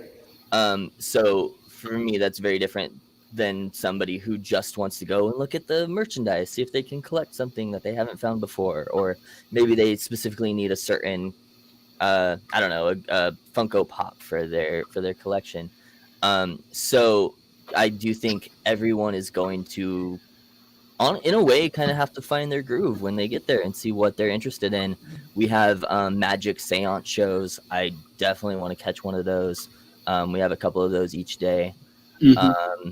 And I know the magic seance show, I haven't seen it before. I've only heard good things, but it's very interactive, where Kevin Stone is a celebrity magician, and he has a big old table, and you have to have 13 people sitting for a seance. And that is basically the extent I know about the magic show. That's it. But yeah, it sounds like a very interesting concept, and I know they perform it at the Houdini Castle or Houdini Hotel or something like that. So that's definitely something to check out. Again, we have like our dance, our flat. Not only are they performing on stage, but they're also preparing flash mobs, to where you might be shopping and all of a sudden a dance circle is going to break out, and these guys are going to dance and be in skeleton costumes and just have a good time. Cool. Honestly, just make people enjoy themselves. We just want to give an experience. Jam-packed experience shows. I mean, your time frame. Oh, this is Friday. So Friday starts at 6 p.m. and goes down to 9:30 p.m. or a little bit past that time. Saturday, I mean, from 11 a.m. I mean, you guys are giving them literally a jam-packed entertainment of all sorts. So the best thing to do is go to their website, you guys, and go to schedules and make your own agenda. Because that's what I would do too. I would make my own, absolutely. Like, let me stop by here, then I'm gonna shop over here. Mm-hmm. Like, kind of, put a little bit of time and prepping to go see this festival, because it is jam-packed and they're doing a great job. Yeah. You guys to give you guys an experience. I feel like there's a couple of things I haven't even touched on yet, that I personally want to check out while I'm there, and that's some of the exhibits we have. Todd Ray from Venice Beach Freak Show. Not only is Venice Beach Freak Show performers, who many of them are current. Actually, one of them specifically is currently on America's Got Talent. That's Ozzy Blood, the Sword Swallower. Yeah. But not only do we have Venice Beach Freak Show performances throughout the weekend, but Todd Ray is also bringing his, I want to get the name right. It is his Strange Creatures and Unusual Oddities exhibit. So Cool. anybody familiar with Venice Beach, Todd Ray and his he used to have a building right there on the boardwalk. Right, and then wasn't And he he on would a bring show out these too? things. It was Huh? like a freak show. Wasn't he on a show that was out there where they had the sideshow, the street Yeah, performers and stuff yeah, like they that? I had can't remember. the freak show on AMC. And Yes, so a lot of those performers are also performing at our event. We yes, have that's the world's cool. smallest man. We have the snake lady. Like, I don't know if you can imagine a freak show. We have a bunch of them. That's Um, awesome. and then not only is there that exhibit, but Napa Ghost, who is a paranormal investigation team, they're bringing their oddities exhibit. And then we also have um, going through my head. We have a I don't even know how to call them, like a museum, essentially, art sideshow, where they Okay. have a lot of like movie memorabilia and stuff like that. And they set them up Um, in a unique way, or have some yeah, energy. yeah, Good I've mix. gotten to go through their museum, and it's a lot of like animatronics and things like that, and it's just a cool time. It's really fun, like being face to face with some of these characters. So Right. he has his exhibit, and then we also have an escape room from Hall of Shadows, and we have a haunt from Bayos Haunts. So And I see yeah, Eric Fox God, yeah. from Eric Face Fox Off. is judging and Rock, hosting a special effects makeup competition. yes. Which So was we had a special effects makeup competition last year that was very successful. look, if you go to this thing, you're gonna miss something. So just make sure you get it early. You get a spot. We want everyone and to you come enjoy all 3 yourself. days. If you Yeah. come now all 3 days, you are less likely to Well, miss something. listen, you for need $50, more than 3 days. It sounds like Jesus. Well, for I've $50, gone to that's the conventions value. and I go there for one day and I see everything, Yeah, and then there's no reason for me to come back the next day. for Um, real. so we just want everybody to come all 3 days. It's really a part of the experience. Okay, so if I could give you the last tips that you can give to your potential or ticket buyers on what to expect at Fear Fair, I'm gonna give you like I guess 30 seconds to tell Okay. them. Here you go. Ready? Yeah. At the Fear Fair, we believe we are the Renaissance Fair of horror. So expect the unexpected. Don't come in here thinking it's a normal convention, because we have scare actors.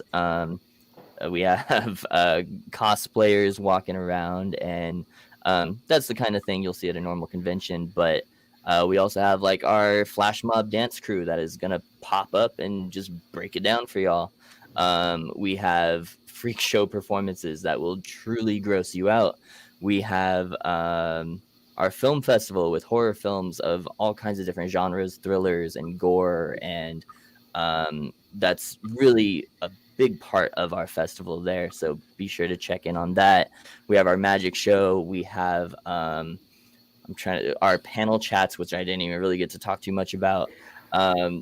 So much is going on, so just be prepared to enjoy the day, whether you want to plan your schedule or go in expecting the unexpected and just see what you land into and what you fall into and just find yourself enjoying. Don't be afraid to enjoy yourself. I love it. Enjoy the culture, enjoy the food, enjoy the creatives, enjoy Mm-hmm. just enjoy everything that they have to offer. You guys, it's going to be a good show for $50. You guys go to thefearfair.com and check them out. The Fear Fair, FAIRE.com, and check them out. It's going to be an amazing show in San Bernardino. In San Bernardino, and they have a beautiful facility out there. The NOS So Event Center, yes. yeah, you don't have to go all the way down to Los Angeles, downtown LA. Nope, it's right here in beautiful San Bernardino. That's what I call it. Yeah, San Bernardino. And what's so crazy is I cannot believe I met Denise Gerard in a sponsorship program And everyone was like, "Oh, we got 2 horror Halloween people in here. Like, connect. You guys can connect." And Taking over the world. yes, and I'm so blessed to be able to connect with you guys on that program and to learn more about what you guys are doing, your passion, and how you guys are going to connect everyone through your events. And it sounds amazing. You guys are doing an awesome job, and we need more of this. We need more of Yes, this. So we expect more of this. So absolutely. our yuppers out there, our yup people, go out to the show. If you're in California, hit them up. The show is January 13th through the 15th from 5 p.m. to 5 p.m. That's easy. So yeah, Yeah. check it out. And we want to say thank you to you, bro, for coming on the show and talking. And Yeah, thank you so much. Happy birthday to your sister, by the way. Good luck on your thank guys' New Year you. resolutions. Thank you. We're trying. Yeah. We're trying to make it work. You're trying, right? But yeah, and same to you, and happy New Year's. And Thank I you, wish you guys. guys an awesome success. I am so sad that I cannot make it. We were trying to make it, and there's 2 Hey, I don't think we're going away, so we'll good. definitely make sure you get the chance to come and experience all the crazy stuff at the Fear Fair, and it's just gonna get bigger and better. We have so many ideas on what we want this thing to look like. So Bring it down to Nashville, yeah, I Or would over. love to. whichever direction it is. You just All got to right. travel, Gerard. You just got to travel. Come to California. You'll be right there soon. All right, but thank you, Brando. We Thank you guys appreciate for having me. coming. Thank you so Thank much. you. Oh, that's It's so kind of all good sentence. I I was just saying, have a good day. You too. Look, Brent left. I gotta operate things. Sorry, but it's good having you. Thank you so much. Thank my you man. guys. Thank you for having me. First of all, his style is cool. Even though he doesn't play an instrument, he's in music, and He's got that. he's programming and creating one of the. To me, this is going to be the best Halloween horror convention out there because they're giving so much value. Where you're just going to sit there and enjoy good music, eat, meet your friends and people, connect, have a meetup. I mean, this is something that is going to be amazing, guys. And I'm so mad that I can't do it. We're sitting here trying to put up all of our conventions, like where we're going to hit up. And, there's Dragon Con, there's Comic Con. And we're looking at more of the horror conventions. And let me check. I'm tripping. I thought that.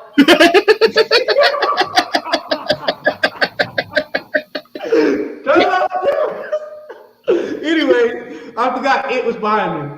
But again, they're creating an amazing festival that you can enjoy yourself too, and I love that. I think it's just giving you more variety. So that's awesome. Check them out, you guys. At the one more time, thefearfair.com. With an E at the end of fair. Yeah. Because I made that mistake earlier the other day. Yeah, but I gave you the link last night, though. Well, when I tried to look it up the other day myself, and I was like, Fear Fair.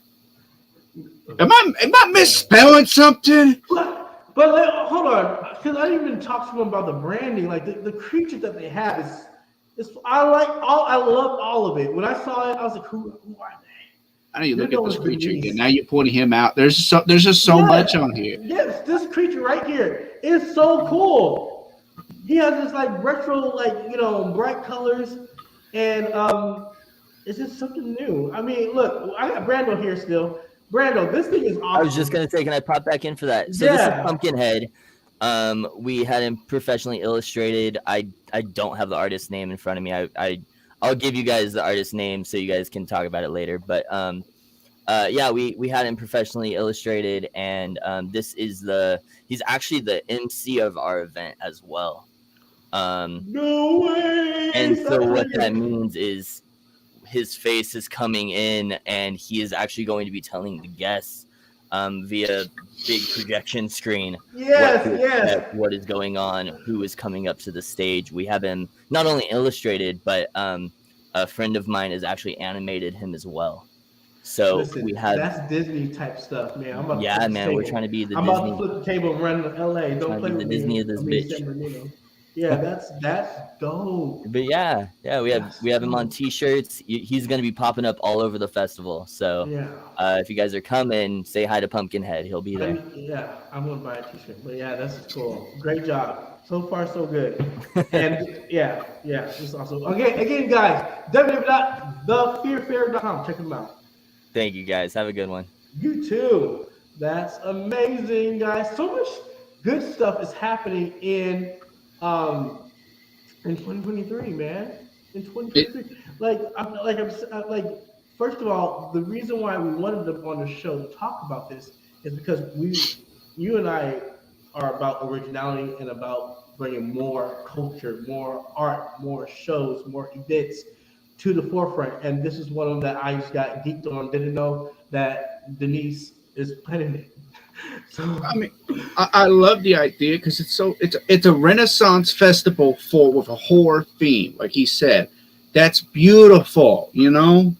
right. I mean, at one point, I think they had maybe an idea that changed, or maybe a last year idea, but I think they had like a zombie party or something like that, where everyone could dress up and be a part of. That interactions is like the best for me. So, are you okay? Oh yeah, You okay? Okay. I just knocked down my little Seymour, not Okay. Seymour. What's his name again?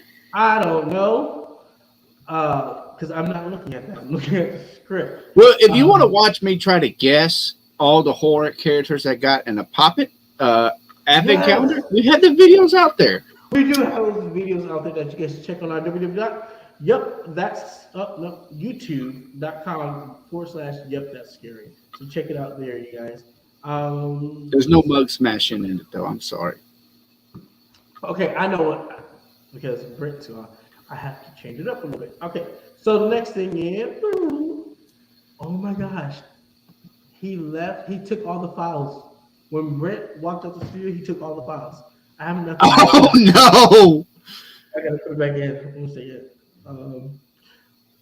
So Here as is a sponsor of our sponsor. We need to put a video on. This is crazy. You cannot. Bear with us, you guys. This is live broadcasting at its finest. Nope.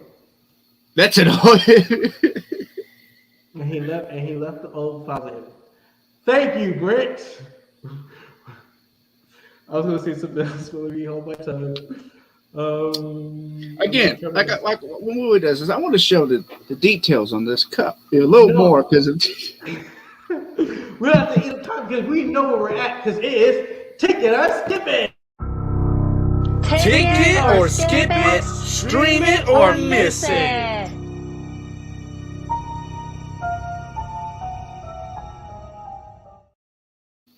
all right, it's about that time for skip it or take it. I did that out of order, but it is what it is. While we load up the files, comment down below. What movies did y'all enjoy from 2022? Let us know and give us some suggestions. We're giving y'all some suggestions. I want to see if y'all got some good ones, and I will judge you for your movie selection. Fear, January 27th. When a fun weekend with friends gets a little deep beside the fire, and you just let the whole world knows your fear. What a world it will be listening, bring your nightmares to life. Can you survive your fears? Let's take a look.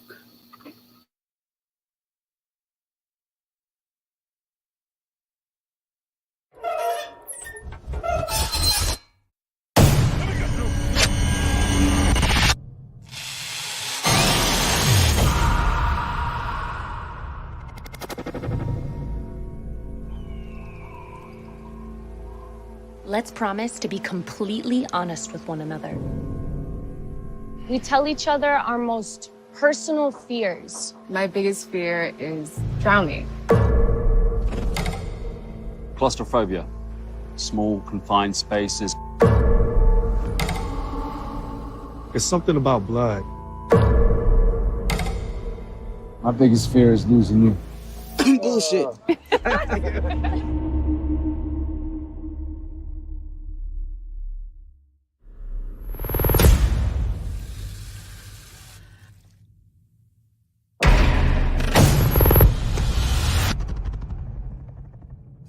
Believing what you fear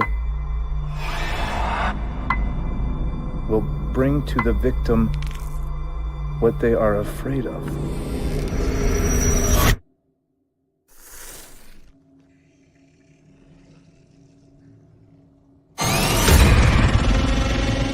What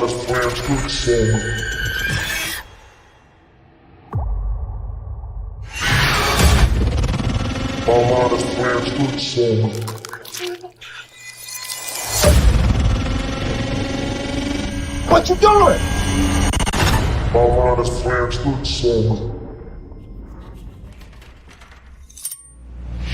What do you see? I see how I'm gonna die. Let me out! Let me out! Let me out! Let me out! Let me out! Let me out!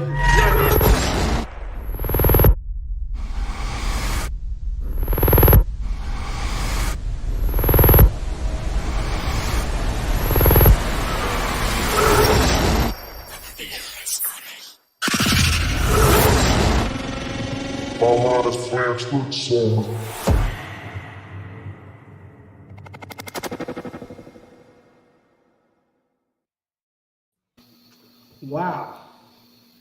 You know, that trailer's better the second time. I'm gonna admit it. I watched the trailer once. I got a feel for it because I wanted to be as fresh as I can for when I find these movies. It got better the second time. And can anybody translate what they're saying? Bodful? I don't know. Is it Dutch? If you German? said it one more time, I don't know, but like this is wicked. I mean, whoever edited this trailer was a genius because they totally pulled it apart and just stuck to it. It's like mad science. But this is. You know what it could have been? What? We changed the trailer last minute. This might be why it looks a bit. That's the power of editing. Like this, because the first time I saw it, I'm like, okay, this seems good for a January horror movie. But this trailer, I'm like, I changed my answer while watching the trailer. I'm not going to lie. So that's on it. Is this an independent film? Like, what's happening with the distribution of it? I mean, I know normally we don't dive into that, but what's happening to this? Is this going to be in movie theaters or is it going to be in streaming platforms? I couldn't really find an answer, so that's why I assumed it was theater. But it seems like a lot of movies, like last minute, will cancel and go straight to streams. Right. You know? I don't know if this is being shared on Shudder, but let's see. You said Fear the movie. Yeah, I had the IMB. Let me check the IMB, see if it updated. Fear the movie. I'm on the IMB. Ooh. Did you find it already? Yeah, I'm searching it right now. And I keep popping up the 1996 thriller, but we're not doing that. We're doing it in 2023. And nothing. I got nothing, dude. It says it says see showtimes, so I'm guessing it's theater. So it has so you can watch this flick on Vudu, Amazon, I believe, and I guess in theaters. So this is really cool. So would this be a skip it or ticket for you? I would say this would be a ticket because I'm curious. I mean, look, a good trailer that can hide mystery, emote mystery, and not give everything away. It intrigues me a little bit. I want to know, like, oh, okay, I want to go check this out, and I think this has done that for me. What about you? You know what vibes I got off of this? A more serious Final Destination, right? Ooh. If you think about it, it gets the vibes instead of like the villain is something that's untangible and undefeatable. Like Death was the villain. Now this is Fear as the villain. It looks to be. I'm just guesstimating off this trailer. So I gotta say this might be this. My bad rep about going to the movies is so bad, but this has got to be a ticket. I think I gotta go see it. Yeah. I gotta sign up for the AMC thing with all like 7 tickets a week. Don't say it on the show yet. Let me be a sponsor. My dad told me, I don't know.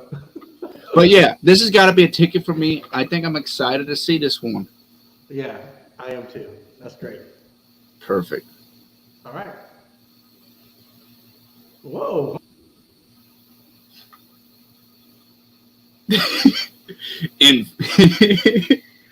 Infinity Pool. While staying in an isolated island resort, James and Em are enjoying the perfect vacation, pristine beaches, exceptional staff, and soaking up all the sun. But guided by the seductive, mysterious Gabby, they venture outside the resort's grounds and find themselves outside the resorts. I don't understand why we're doing this. We barely know these people. It's one day. Let's mix things up a bit. You're just happy you found your fan club. I've been waiting 6 years for your second book. Is it coming out soon? I'm working on it. What do you do for money then? You married rich. I actually came here looking for inspiration.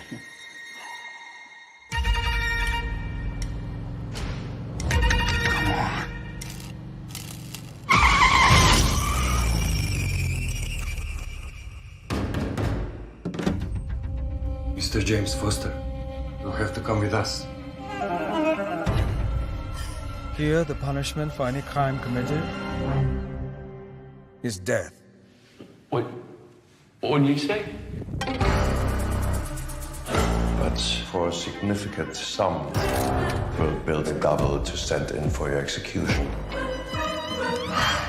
Double?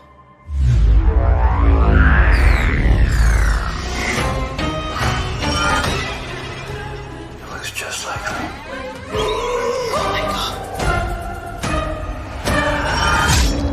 Maybe think of it as a gift. It's like a new skin working into place. For you to complete your transformation. This is just a little game. But I can take some blood.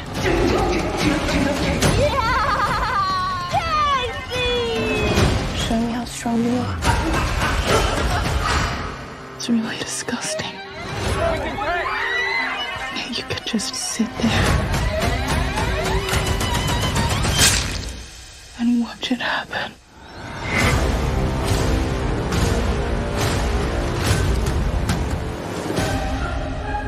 You know, James, do you worry they got the wrong man?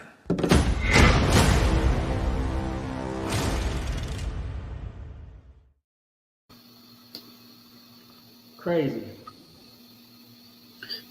With this movie, I don't know, but I'm getting Shutter Island vibes. Oh yeah, I remember Shutter Island. Yeah. Like a good thriller mystery with some scary aspects. Mm-hmm. So, what are you thinking with this thing? You know what? This won't. I mean, the Shutter Island was great. I love that feel, but I can't sit in a movie for that long if it's slow. And I feel like it's gonna be slow. So this one may be a skip it for now and watch it when you have some time to sit for a slow movie. But that's just my thought. And that's just what I'm getting off the vibes with this trailer. What about you? I'm gonna be honest. This is probably one of those movies I wait till it comes at home, where I sit. It'd probably be a better experience in the theater, just because the theater, you don't touch your phone. But at home, God forbid, we all touch our phone when the movie's on. We ain't going. So this feels like one of those movies I really got to focus on.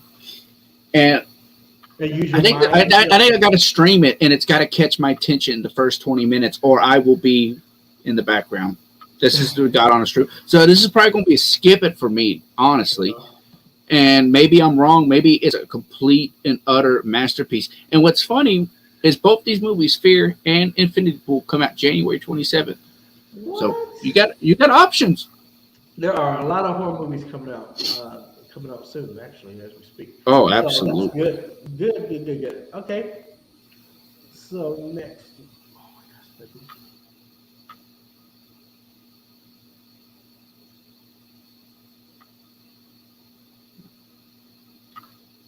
Knock at the Cabin, February 3rd, in theaters.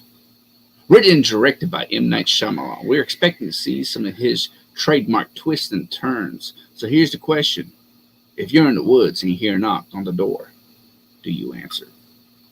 Let's take a look.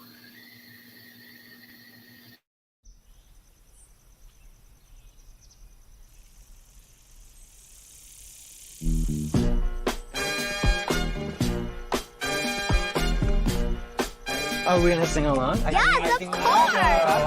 I wanna put on my boogie shoes. Yeah, the boogie shoes. I wanna put on my boogie shoes. Hey, with you.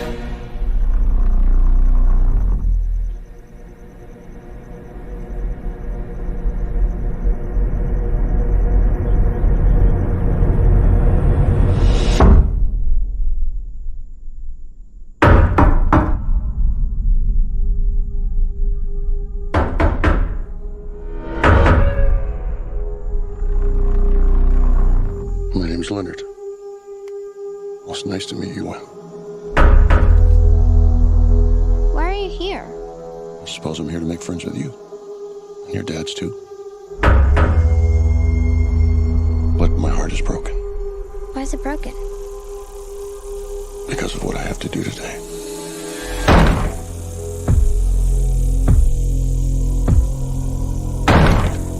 There is a woman carrying something that looks like a pick with a chain and a mallet head. You see, the four of us have a very important job to do. In fact, it might be the most important job in the history of the world.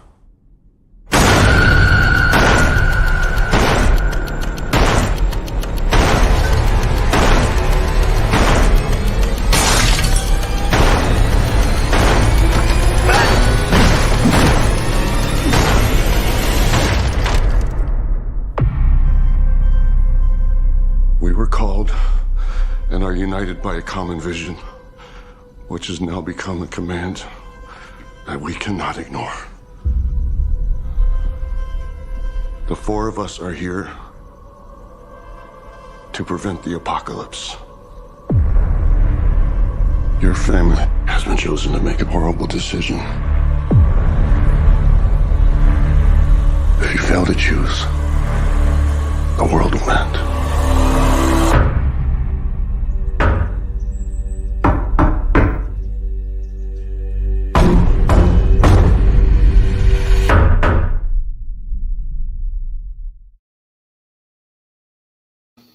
Wow. Another cabin in the woods type of feel. I don't know. Let me say this. I don't know if you know. I'm going to butcher his last name, but Dave Buscemi. He plays in the Guardians of the Galaxy as well, and he's done the other movie, the Zombie Apocalypse in Las Vegas. They go to take a bunch of gold. He's done a couple other things. I really am liking this man as an actor, as an individual, as far as I can see what I've seen of him. And I don't keep up with celebrities at all, but I'm really enjoying him because his character seems to be so genuine, so nice. And he mentioned it, he's leaving the Guardians of the Galaxy after this next movie. He's leaving Marvel because he says he wants to do a lot more serious acting, a lot more serious roles. Right. And he doesn't want his legacy to be Drax. So I'm thinking this might be a very serious, like very deep, thought-provoking movie because the whole ending is like, make the choice. And what is the choice? I don't know. And it's M. Night Shyamalan. It could be fucking aliens, you know? Right. Like the signs, you know? So what is this going? This could literally be a sequel to like a movie he's made, like the Signs or something. What could this be? And I'm genuinely curious by it, not only because I like the actor, but I'm going to go see this. You know, I'm excited for this one, to tell you the truth. And I feel like it's going to be very thought-provoking. So I just skipped over you, letting you take your first interview, my answer, but I'm excited about it. So what do you think, man? I would have skipped this one only because I'm in the same mindset as the first one. If it doesn't grab my attention, if it's slow, I'm out. I may be knocked out sleeping, or I'm out. And I think those two that's the feeling that I'm getting from them. It may change, it may be different. I don't know. It may be a better experience seeing it live in movie theaters. But this one's gonna be a miss for me, unfortunately. But great pictures. It looks beautiful. I mean, these all three films are great. I mean, it's well produced, I should say. Yeah, I felt like I try to fit kind of themes and stuff when I pick the movies, and this one doesn't really have a theme. It's more of like the first one was like a modern day horror movie. You know, like we've been getting a lot of those. I don't know if it's its own category yet, but it's like this. They got one of the actors is an internet influencer. You know, the King Batch, I believe that's his name. Yeah. And then it's like a very like I guess Gen X or whatever. Then one seemed like a little independent and like a psychological thriller. And then this one seems like a high budget horror movie, but it's also coming out in February, so it's one of those movies. You know, I'm not trying to pull out the big guns, what some of the later releases till later on. You know, I want to squeeze the lemon, get all the juice I can get out of it. You know, right? Because there's gonna be a ton. I mean, I think we were talking about this, Gerard. I think you were like nervous at first when we did Yep, That's Scary, because hey, I don't have any movies, for my segment, but I don't know. I just feel like there's so much more being done, more creativity being done. You're not gonna have a problem this year. Now, I have a question. Would the audience like me? Because I go on a big thing I like to do is go on YouTube and find movies. I found another website. That's where I found Infinity Pool to find more movies coming out. Would people like to see me start pulling some non-English movies like that one? I think we discussed it one day. It was like Egg or a Feather or something. It's about a woman turning into a bird. Would people like more suggestions like that? Some European, non-English speaking, more obscure movies? Would that be something kind of exciting? Maybe next week I try to do all European or something different movies, but why it's early season before the mainstream ones come out, which we wanted to discuss. We want to discuss the Halloweens, no matter how much I refuse to watch those sequels. We want to discuss the new Evil Deads and down the road that's all coming out because those are fun. Those are mainstream, and not only that, because those are the big boys. You got to talk about them. Be excited for. Do y'all want, especially in this early season, for me to start finding some more obscure ones? I think it might be interesting, but I don't know if it's a hit or miss. I mean, look, let's give it to them. Let's see. Hey, I mean, to me, more content is great. If they want more content, if you guys want more content out there, yes, let's do videos and let's pick them out. I don't, but a foreign one wouldn't hurt. I mean, I watch foreign movies. I put on those subtitles, and I'm intrigued. There's some good ones out there, so I think so. There was a real good one on Netflix recently. What was it? They dubbed it. I don't mind watching dubbed movies. I'm going to be honest. I prefer. I grew up watching dubbed movies. I grew. Go ahead. I grew up watching. Movie? No, it's it's a zombie movie, but it kind of zombie-ish or monsters. Like the guys in a hotel or not a hotel, like a government income housing unit, and like an infection spreads, and it's a Japanese, I believe it's Japanese, or maybe South Korea. I could be wrong. It's on Netflix. God, what was it? I watched the whole series in like 2 days. It was a decent watch. I think it has a season 2 coming out. Yeah. I think it's a hidden gem. Okay. Some of them are hidden gems. It's on Netflix. If somebody might know about it. Okay. We'll check it out. I was gonna say Blum, but I don't know if Blum doing that one, but we'll check it out. But yeah, man, Ticket Skip is pretty dope. I love everything that you bring, except for Sharkula. I thought that was so bogus. And then did you see me posting that on our Instagram page, like Sharkula Santa? I mean, you guys, if you love the shark horror movies, good for you. But a shark with a laser pointer on his head, no, don't watch it. No, it was a shark. It was a shark that was also jacket. I knew that movie was going to get some reactions. I'm like, I won't be on the show. It's still giving me reactions, man. It's pain in my butt. So, that's what you should know. If I have to do take it or skip it, and I'm not going to be on the show, it's going to be legit. You're wrong for that. You're wrong for that. You can't do that. All right, okay. I'm gonna move on to this one. Nope, not gonna do that one. I'm gonna do this one, and I'm gonna keep you onto the left side. All right, here we go. The Halloween and Attraction Show opens for business February 2nd through the 5th, 2023 at American Center in downtown St. Louis. Transworld Halloween and Attraction Show is the only industry trade show of its kind in the world. There is no other show that has the same exhibitors, industry-related products for 4 decades. Transworld Annual Halloween Attraction Show has created the marketplace for the haunted house industry. For more information, go to www.haashow.com. And I believe this one's also open to the public now. Yes. I could be wrong. It is open to the public now.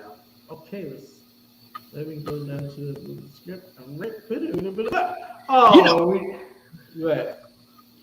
Did we ever go over our list of our top 3 movies for 2022? We say we want. No, because I was going to do it right after this one. But do you want to? Oh, my bad, man. I ain't trying to jump around. No, you're fine. You're fine. I'm just making my checks of our sponsors. Thank you so much for sponsoring. If you'd like to sponsor Billy, that's scary.com. And just, hit perform in there and let me know you want to be a sponsor. All right, next we have. They were just on the show. Boom! The Fear Fair. Okay, guys, the Fear Fair is a Friday the 13th weekend party that rotates locations with each Friday the 13th.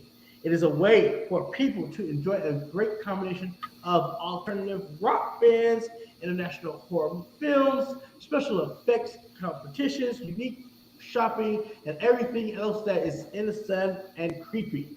It is the it is the goal of the Fear Fair.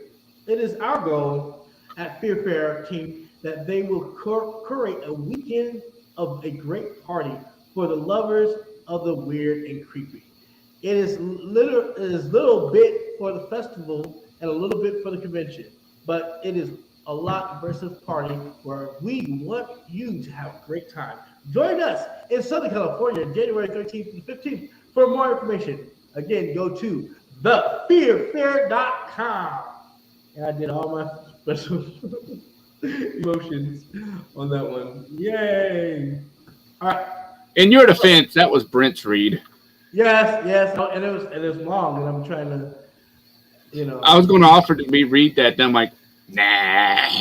And then there's, then you got to broadcast, move these, take these out. Oh, Brent is going to have a good conversation with me when he gets back. All right, you don't want the dyslexic guy reading an unread script. I'll be like, Fear, it's coming to the 31st on Friday. So we're just here. Play it back. All right, so you mentioned this in our chat. He's like, hey guys, I got this good idea to talk about the top 3 horror movies for 2022. What made you bring that out? Well, I mean, we got to look back at what we were able to do. And I know like I said earlier, my list is lacking, but I feel like the 3 I got, his top 3 movies, horror movies that stuck out to you for 2022. 2020, yeah, it's 2022. I got to check my years. It's a fun topic. Let's discuss a little bit about these movies. And I believe every single one I picked, you've also seen. So this is a perfect panel for us to discuss. Okay. So I'm going to save that one for my last, because that's my favorite one of the year, actually. So I want to talk about Black Phone. I finally got to watch it as of a week ago. Great film.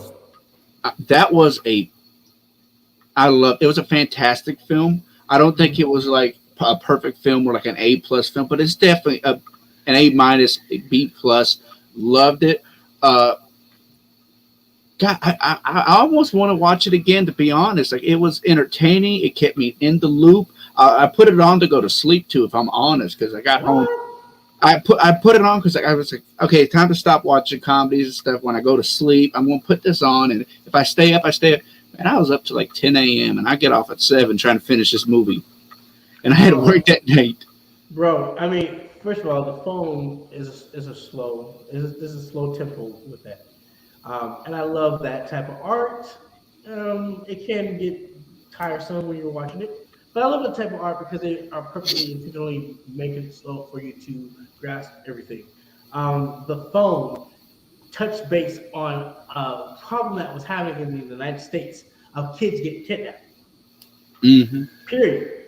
And they would be put in these vans by candy, treats, and all that stuff because, being in America, kid comes, I grab, we leave. Everyone loves candy. I mean, it's Halloween.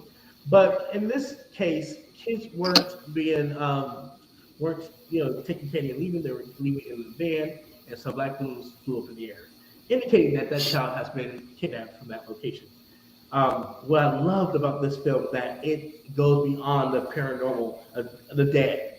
It goes and touch bases on these kids and how they were murdered and their stories being told and how the revenge they wanted to get on this mother and how they used this young boy to get out and to be victorious on their tips, their helps, I enjoyed Black Phone. I didn't know what to expect from it. I did not know. Sorry, Blum. I watched it too late. It was Peacock. I watched it, and I fell in love with it. It's awesome. I applaud everybody, the actors, the young kids in it. They all did a good job, man.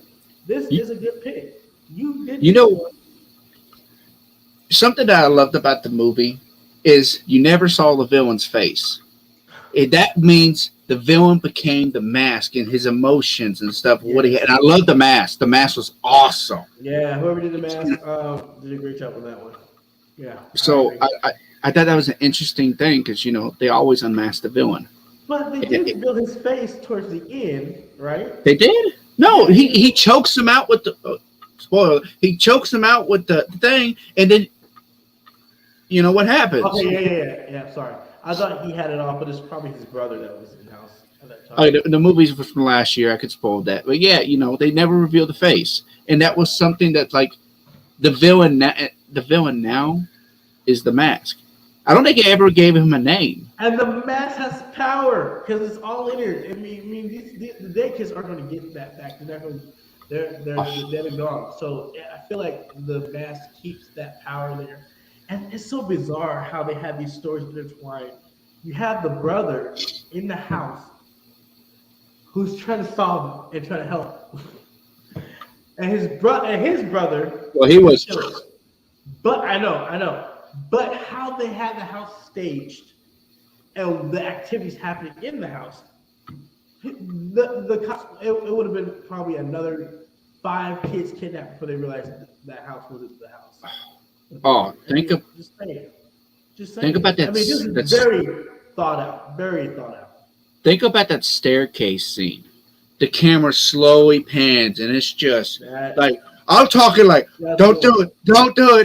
I'm like, "That's a good one." Oh, and the mask. You see this kid struggling to get out. He wants to go back home. So we already have this connection with him, right? But then the ghost says, "Don't go up there. Don't do it. He tore me up. Don't go up there." And he knows that's his way out, and he has to go and conquer that. And now and the kid's got to challenge his psyche. Like, is this my brain coping, or is this like they're telling me real? Bro, you said that one. Because when they first started, when the communication started happening, I didn't understand. I was like, what's going on? I said, it must be a dead kid or something. Like, I didn't understand. But he had to trust these voices to get him out. And then you see how the relationship blossomed between the young actor and the dead actors. How they connected with him and how they really wanted him to get out, of this villain's claws. I mean, Black Phone and it's underrated. It's underrated because you would think, I don't know if it was just our environment that we lived in when this movie was released, but it didn't get a lot of hype. Now I'm watching Megan, done by the same company, get more hype than Black Phone. That marketing though. They had those dancers in New York. The marketing for Megan. Yeah. They're doing good. I mean, Jimmy Fallon, and they all did it at the same time. They went and grabbed this dance troupe, and I followed one of the dancers, and they do this routine, and they do the little thing. And it's weird because you got this robot that's really killing it effortlessly. And then go ahead. A little off topic with the marketing thing. Do you think because I think here's what I'm thinking. The Wednesday dance got so popular, right? And the movie I think is already out. I think or it came out and then they did the dancing. Do you think they really pushed the dancing because of how popular the Wednesday dance got? And it was like almost a thrown together but really well done marketing strategy. I want to know who's this choreographer because they captured the essence of Wednesday very well. Very well. She's offbeat in her own lane, and she's going to dance however she wants to, unapologetically, because that's just her style. And that's one thing that young ladies follow with Wednesday, because she's her own style. She don't need a validation from you. She's her own validation. And when Ortega did it really well when she danced that part, oh my gosh, there's one part that she did, and she, even with the quirkiness and how she was tapping him, I was like, yo, this is the best scene. And I remember you told me, you said, watch Wednesday. When I got to that scene, that's the scene I fell in love with Wednesday. Is Wednesday on your list for 2022? No, because we've had a deeper discussion. It came in November 23rd. I would love to sit here and dissect my opinion Wednesday, because we had a phone call for like 30 minutes discussing Wednesday one day. Because I remember I'm in the backyard just walking, because I pace when I'm on the phone. Willie knows this. I'm in the backyard making trails back and forth in the back, just pacing on the phone. And we had a long discussion. Yeah, and I want to continue with the list, but I want to know a movie off your list. What did you have on yours? Like top Terrifier 3. 2. Terrifier 2. Terrifier 2. Terrifier 2. I didn't get a chance to watch it. Not because of the hype. Talk to me afterwards. And are you coming down? Talk to me afterwards. Not because of the hype. I wanted to see it because of the what should I say? The remarks he got for the first one. Now, I couldn't watch the first one. I didn't. I went straight to Terrifier 2 because then in the news it was like, oh, it's gross and gory. You gotta check it out. What I love about this film is that it gives you everything of an independent horror director. You can tell he sunk his teeth in here and got the best of the best to entertain you. It was long because how long is it? This I felt like there was no way of killing Art yet. We can't kill him yet because she hasn't had her realization in this level yet. So this battle literally kept going, and then to see Art get beat up by a girl, you know, when he just, I'm not trying to spoil nothing. Because I might watch it tonight. It tonight. It's just this one gave me life. It excited me to watch an independent film and say, I forgot I used to support that. I used to go out late nights and sit in lines and watch a scary movie that was independently. That was cool. It brought, and then not only that, but just the acting was amazing. They had great actors. They did. That's my biggest gripe about independence films. If they can't get the acting, I can't believe. I could sit there and deal with lackluster effects and stuff, but if the acting is stale and dry, forget about it.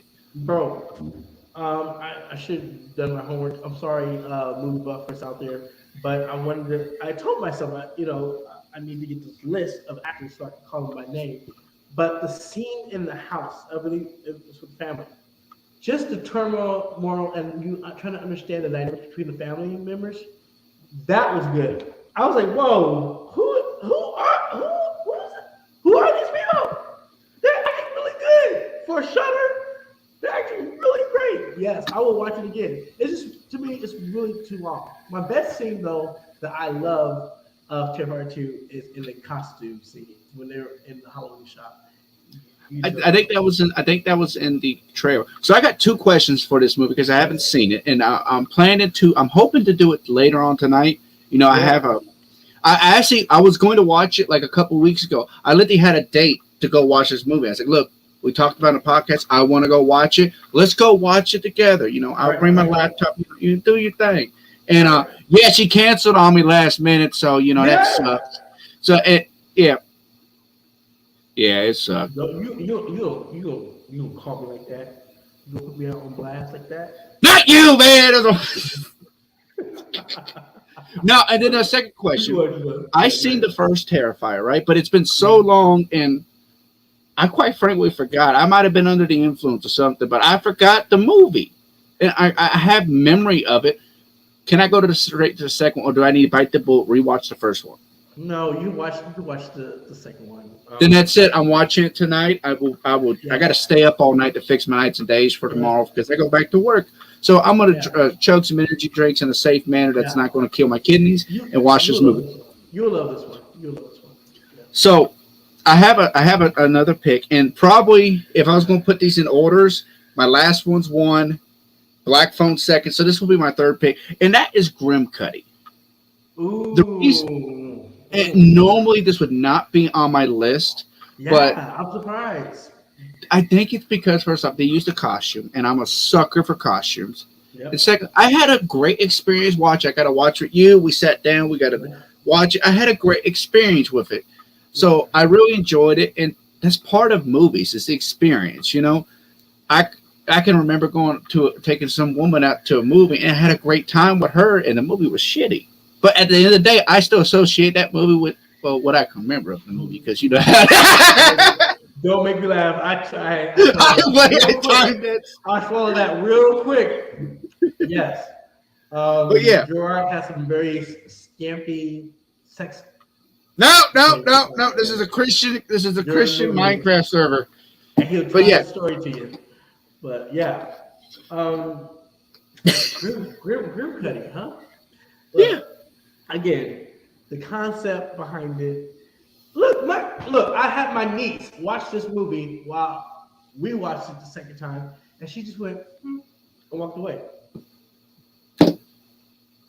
I can understand. I knew this one would be like, This movie, even though they had kids in it and the kids was killing the parents, listen, this movie's for the parents. I think that's what it is. It's them understanding that this World Wide Web that you give your child on the phone can be a monster, and there's nothing you can do about it. Yeah, it's ridiculous. I think you're around the point where people are giving their kids iPads and shit way too early. My niece has a damn iPad. The 4. She believes this. Well, not anymore because I handled the Santa Claus issue real quick. No, you did not. You cannot do that. I handle my shit. I told you make sure to tell them. And let me tell you, that shotgun beer at 9 a.m. No. I did it in front of her daddy too. I went there like, Santa ain't real. She's like, yeah. I'm like, Santa ain't real. It was fantastic. You're going to hell for that. But yes, you're going to hell for that. So yeah, that's my opinion. What's your next movie? Your second pick. So you have is Terrifier your first, second, or third? So Black Phone was my first. Terrifier 2 was my second.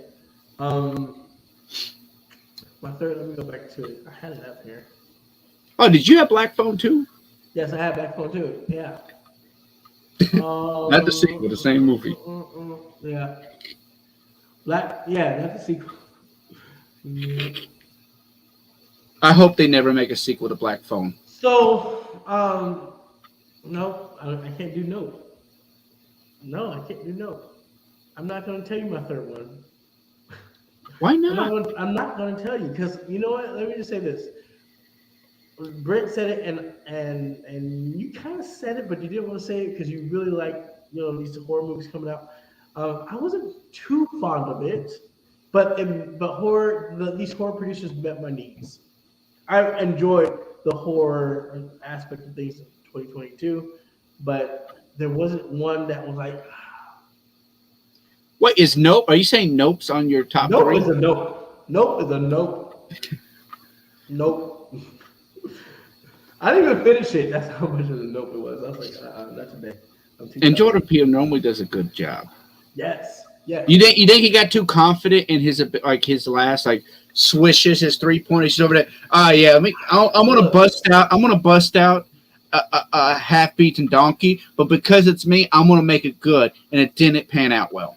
I'm trying to remember the stats for his movies, but it's like every movie that he produced, he had over $1 million of sales. Well, he was coming off 2 gems. He was coming off of Us, and what's the other one?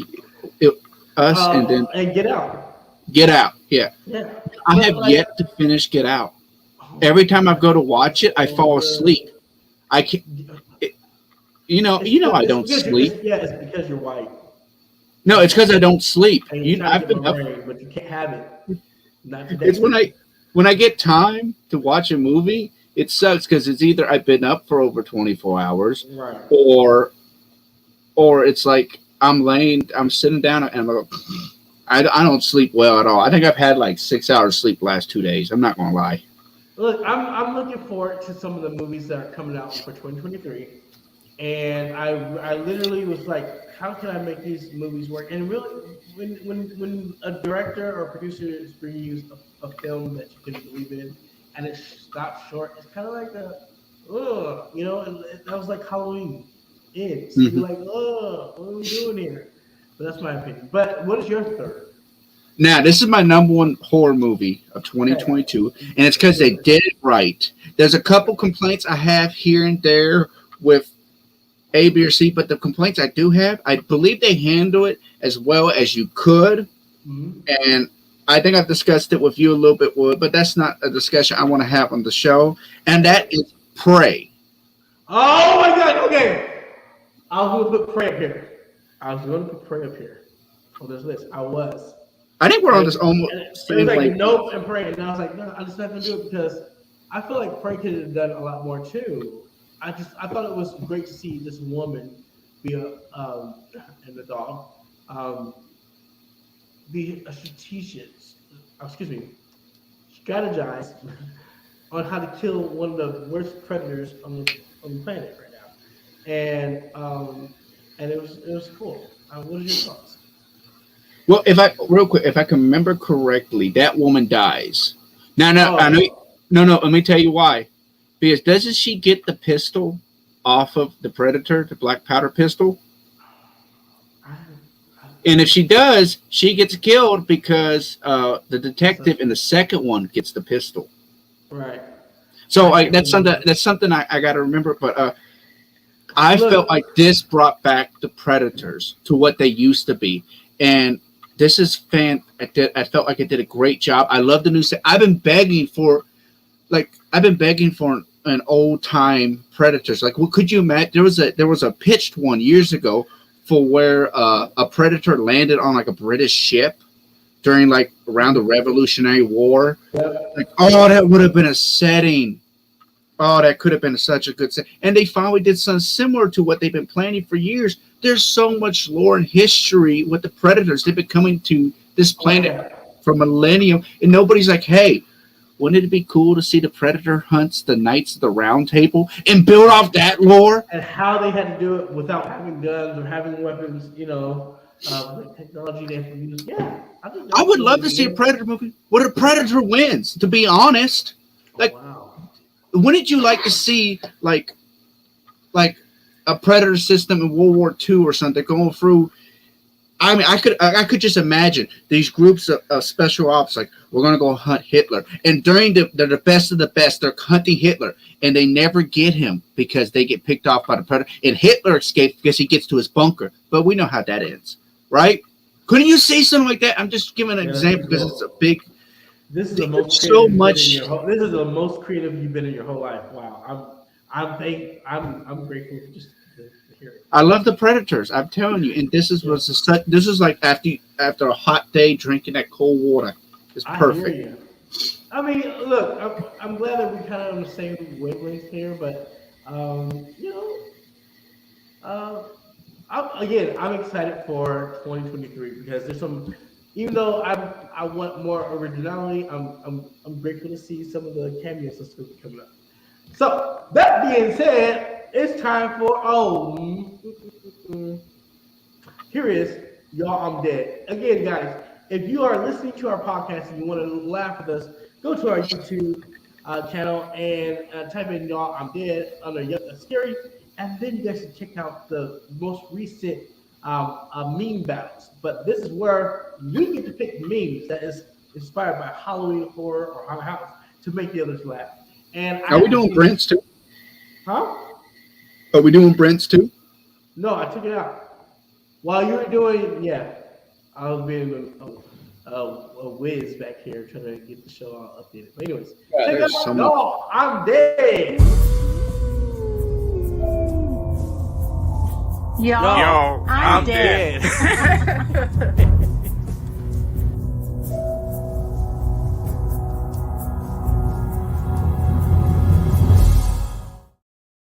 Funny.